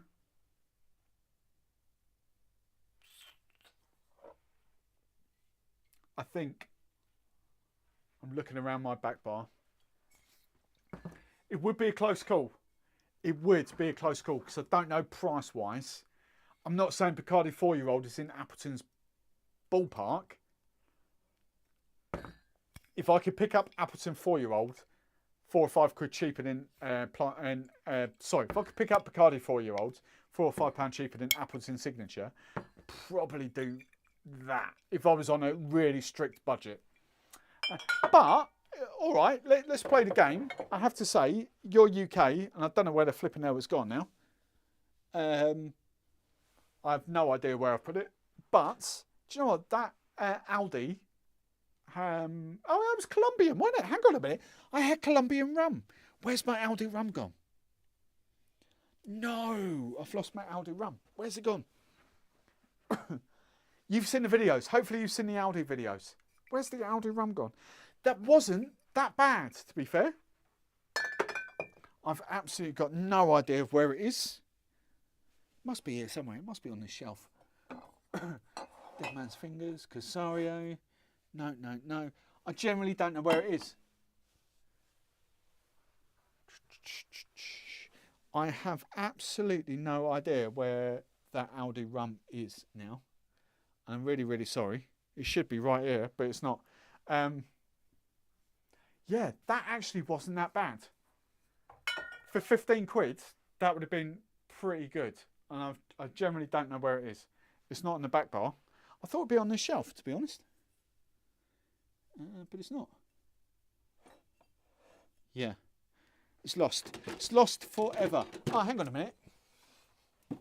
There it is. There it is. By the way, at some point, I've got to do a giveaway for that because Master of Malt has sent me a free bottle and I've already got 2. So I've got to work out how to do a giveaway for Rum Billion. So that's on the floor. Yeah. Do you know what? Sorry, I forgot I had that. Sorry, Costa Rican, not Colombian, Costa Rican.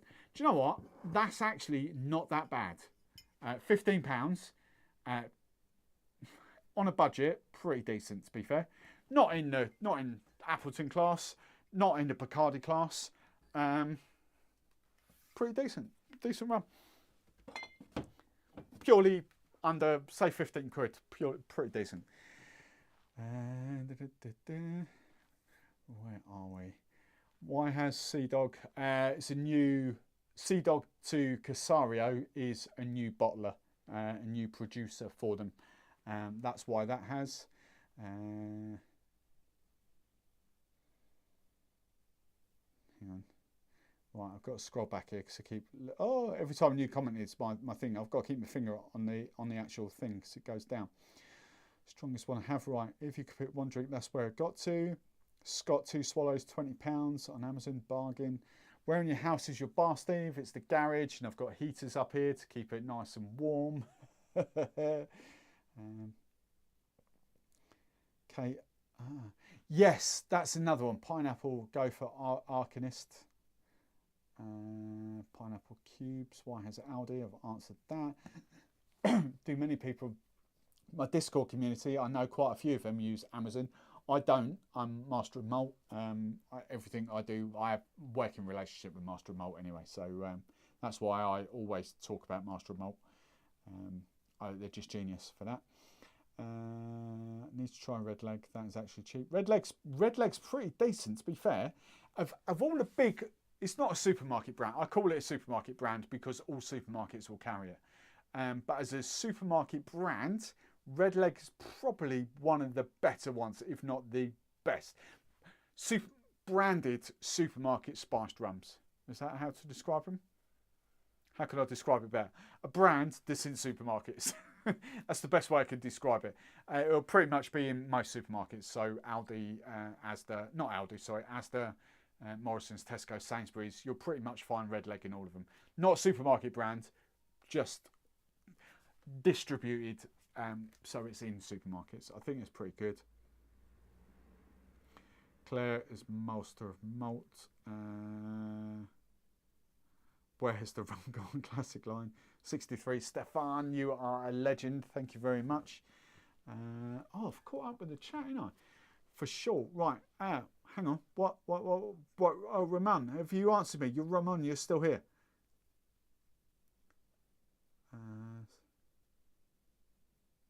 Bill. No. So Ramon, are you still here? So what is? Right. Hang on. For sure. Thanks. I will write to you about that. Thanks a lot. Ramon, I want to know in Cuba. I want to know what the go-to rum is. What's the brand in Cuba? For the people on the street, what is the go-to brand?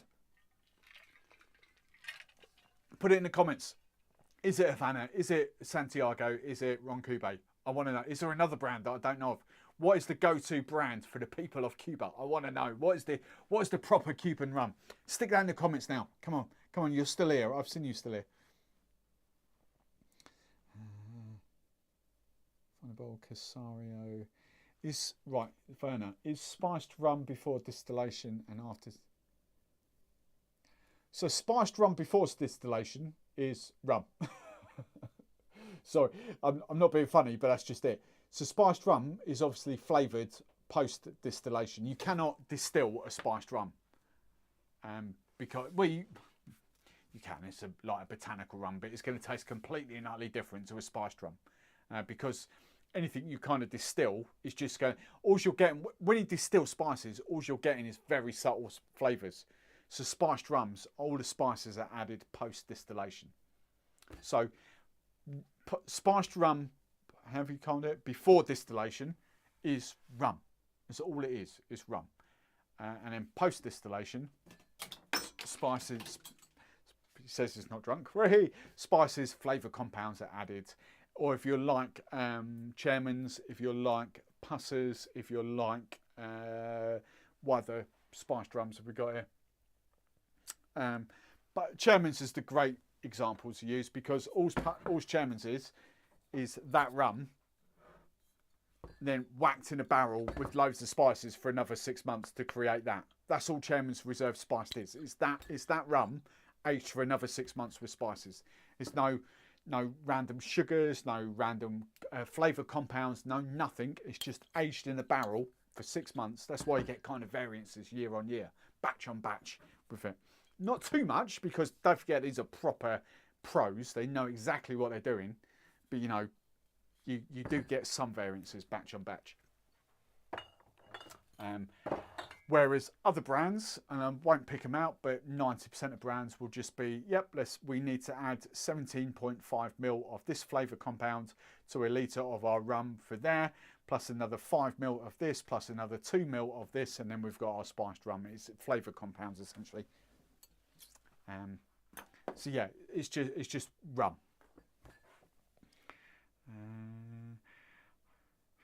Night off for finish. Thanks, Marky. Rum bullion for the win. That rum changed my mind about spiced rum category.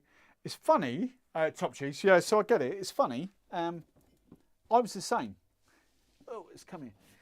I was the same. I love this, but even I would say in the last 8 to 10 months of me drinking, this was top three spiced rum for me for ages. This is just, I don't know where I put it now. I put it top 10, but it's just too sweet for me now. And it's just amazing when you go down proper rum journeys, and then you just get used to like different islands, picking out different characteristics of different islands. It's just way too sweet for me. And I'm not saying it's a sweet spiced rum. Christ, comparing that to Lambs or Bumbo even, to be fair, but Bombo that I've got down there, Bombo is like flipping a liqueur. It's like a creme de cassis or something compared to this. It's just, you know, so my palate has drastically changed over the last 6 to 8 months, let alone year to 2 years, let alone 5 to 10 years. If you put that original Sailor Jerry in front of me now, I wouldn't be able to drink it. I tried it 5 years ago and I was like, that was all right. There's not a chance I'd be able to drink Sailor Jerry 1.0 now. Not a chance. So it's funny when you start drinking other stuff. So I got new carpets there, they're all rocking up. When you start drinking other stuff, it's just it's funny how your palate changes for that. Right, let's see, from Bullion for the win. It's Rhino. Deadman's has a nice collection of bottles only to use in Dax. Deadman's, this could be the last question of the night. I think we could be getting there now for 11 o'clock. 3-hour live stream, cool. Deadman's Fingers, look, I would still say this. Deadman's Fingers, you drink them neat. The only one you can really drink neat is the spiced, is the original. And even then, it's not a patch on what the original was, but that's the only one. The rest of them, they are terrible neat. It's like Whitley Neal gins, and it's like JJ vodkas. They're the same people. They're just sickly sweet,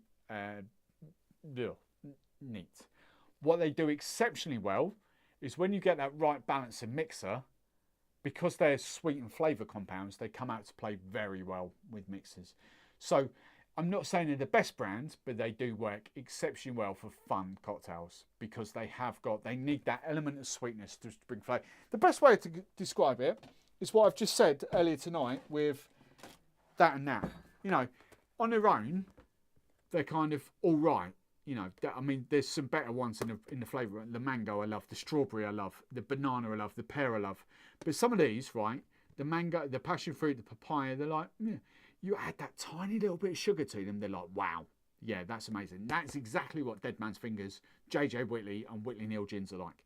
You add a little bit of mixer to lengthen them out, or a little bit of sugar to bring even like slightly different flavour out, and they are like, wow, they're really good. They're not in the top class, don't get me wrong, you're never going to compete with top class rums or top class gins or anything like that. But it's fun drinks, they do very, very well. And that's exactly what Dead Man's Fingers are now. You know, like the banana rum, the banana tastes nothing like banana. The banana rum is just flipping caramel, like too much caramel.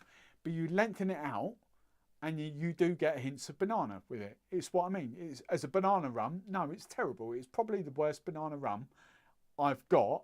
I've not even got it anymore because it's over at Drink Stuff. The worst banana rum I've ever tasted. But mix it, and because of the flavour compounds that they use, just essentially what it is, the flavour compounds, you like mix it with Coke, you mix it with that, it's like, all right, yeah, it's not too bad. It's just that, it's the whole blending, mixing thing, that's all it is. So, but Dead Man's Fingers, they're never going to try and tell you, oh, this is great, neat sipping room. They're never going to tell you to sip their drinks neat, never. Because they know full well that you sip it neat, you're never going to try it again. But you mix it with Coke, you mix it with Sprite, you mix it with pineapple juice or whatever. You're like, when you get that balance right, it's like, oh, that's pretty good. It's all right. It's a fun drink. And that's exactly what those brands do very, very well. Completely different to, say, like Bacardi, whereas you could drink Bacardi coconut neat. You can drink Bacardi raspberry. Bacardi raspberry and DMF raspberry are two completely and utterly different beasts. Bacardi raspberry, you can have, it's not the best rum in the world, but you can quite happily drink it neat and you get this rum and raspberry flavour. Whereas Dead Man's Fingers raspberry, it's like very sweet, sickly sweet, syrupy. Add some soda, add some Sprite to it, like, oh, that's quite nice. You know, that's the kind of difference. And that's what those rums are created for, because DMF, Halewoods know as a brand, DMF, Whitley Neal, JJ Whitley, is a brand, they know their pubs. Potentially people at home as well, but people at home aren't going to drink them neat. They know their pubs where someone's going to go spiced rum and Coke, gin and lemonade, gin and whatever, gin and tonic or whatever, and they know that's what those brands do really, really well. So it's not slating them, they're just very good at what they do, and that's mixing, low-end mixing rums, okay? Oh, I can see Ramon in the comments a little bit. Cheers, Carl, thanks for going. Right, Santiago, oh, he's gone in flipping Spanish now, isn't he? Spanish, Portuguese, what's this? I can't read that. Oh, there we go, he's translated. Santiago, I'm going to finish it in 3 hours, that's kind of my limit. Santiago is undoubtedly the most appreciated by the connoisseurs. So Santiago, that is the rum of the people in Cuba. Interesting.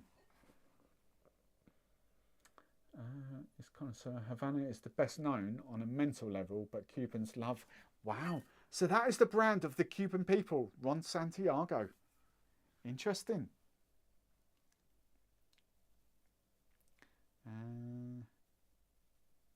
Kate. No, Kate. That hemp. Oh my God. I can't decide which was the worst one. Hemp or the banana. I think possibly, don't get me wrong, the hemp was terrible, but I think the banana possibly, because that doesn't even taste like banana. It's just, when you lengthen it out with a bit of Sprite or a bit of Coke, you're like, oh, that's banana, but ooh, no. Rant done. So yeah, Ron Santiago is the rum of the Cuban people. I was always told it was Ron Cube, but interesting. Interesting, Ramon. I'm not even going to pronounce it. I'm going to try. I'm going to butcher your name for pure comedy value. I'm going to butcher it, but Ramon Ruano Molina. I can't roll my R's. I can't roll R's at all. Ramon Ruano Molina. Thank you very much. Legend. I'm going to chat to more about you. Oh look, I've opened up a can of worms now. Oh, Kevin's piping up now about his DMF.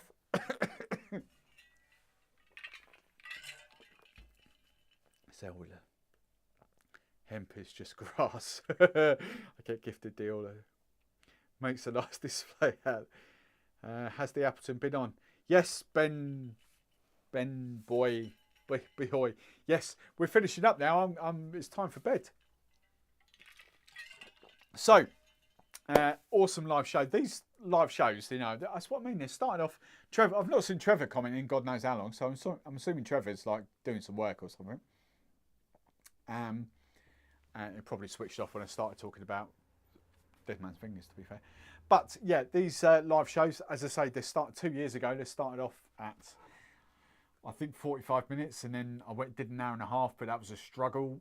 So it was like an hour and 10 minutes for a long time, like a good hour, and then for like a year or so, they were like 2 hours. You know, it was good. An hour and 40, an hour and 2 hours. Now they are properly in the 3 hour kind of, and I think I love doing them. Kind of that thing. I love the chats at the end. I love the middle bit of talking about rums. I love the cocktail at the start where you kind of mash things up and see how rum's different thing. I want to get some proper, not slate Claire, I'm not slating the cocktail we did earlier. I kind of want to do some proper, like the Mai Tais and like the proper big rum cocktails, just to kind of see different takes on a cocktail. So I might focus on them over the next few weeks. But I love the fun stuff. That was a great cocktail earlier from the book. But yeah, I just love the way that this rum show is kind of featuring out. We have got some brands coming out. As my Discord community have seen that I'm fully loaded with rums now up until the 6th of March. I've got enough rum. People have sent me. They're all tucked away. Like very, very quickly. What else can I get you? I won't get that out. I won't get that out. I've got a lot of rum tucked away down there in a separate shelf that you can't even see. Can you hear all that? All those different bottles down there. Lots of rum to come out to play. I've got more coming this way. So UK brands as well. UK rum distillers, not blenders, not flavours, distillers of rum. So I've got a lot of that coming this way. And whoever you are, any dates for Langs? I haven't. So Darren, that was where the pineapple was aimed at. I haven't got Langs here. The mango was mango and whatever it was. The mango was very good at Rumfest. I did like that. I did enjoy that. Completely again different to Dead Man's. Oh, that could be an interesting one. Comparing Langs to DMF, because I've got DMF mango at Drink Stuff. Ooh. Yeah, I might do that. It's head to head. I might not do that on live, so I might do that as videos. Interesting. Oh, interesting thoughts. I've got so many videos that I can do. I just, as a viewer level, I just can't do more than 2 a week, and plus the live show. If I do 3 a week, the channel just kind of flops. So it's definitely Tuesday, Thursdays, and then the live shows. And I've got so much content to do on Tuesdays and Thursdays. It's kind of, yeah, it's just fitting in, and I'm getting a lot more rum interest in spiced rum. Kraken, I get lots of subscribers from the Kraken stuff, but I look at that as people I can take on the journey into rum. Those videos are there for a purpose. They're there to attract like the people that are inquisitive to think, oh, hang on, is it not rum? So what is rum? And then take them on the lower end journey. That's what this whole bar is set up for. It's not set up for the rum geeks like the 12, 18-year-old, 25-year-old, the £1,000 rums, the £200 rums. It's not set out for that. It's set out for the people to take people on the journey. So, yeah, we're having some good fun with that in a moment. Kevin64 likes. Kevin Legend, thank you. Kate, I have now smashed my liver live show cherry, and I'll be sure to join again. Loved it. Okay, Kate, thanks for joining, Kate. Thank you. A live show virgin. She's popped a cherry. Good old girl. Mango and ginger. That's the one. Knowledge banter. Hey, I've not taught bollocks. I can say that. It's after the watershed now. Awesome. So I'm going to sign off the show now. 6 minutes past 11. Thank you so much for watching, as always. For those of you that were expecting the plantation live, I've not really said it, but I've put it in the Discord. There's no plantation live next week. We have got plantation stuff coming up though, which is going to be good. So next week is going to be a follow-up to the Jamaican stuff.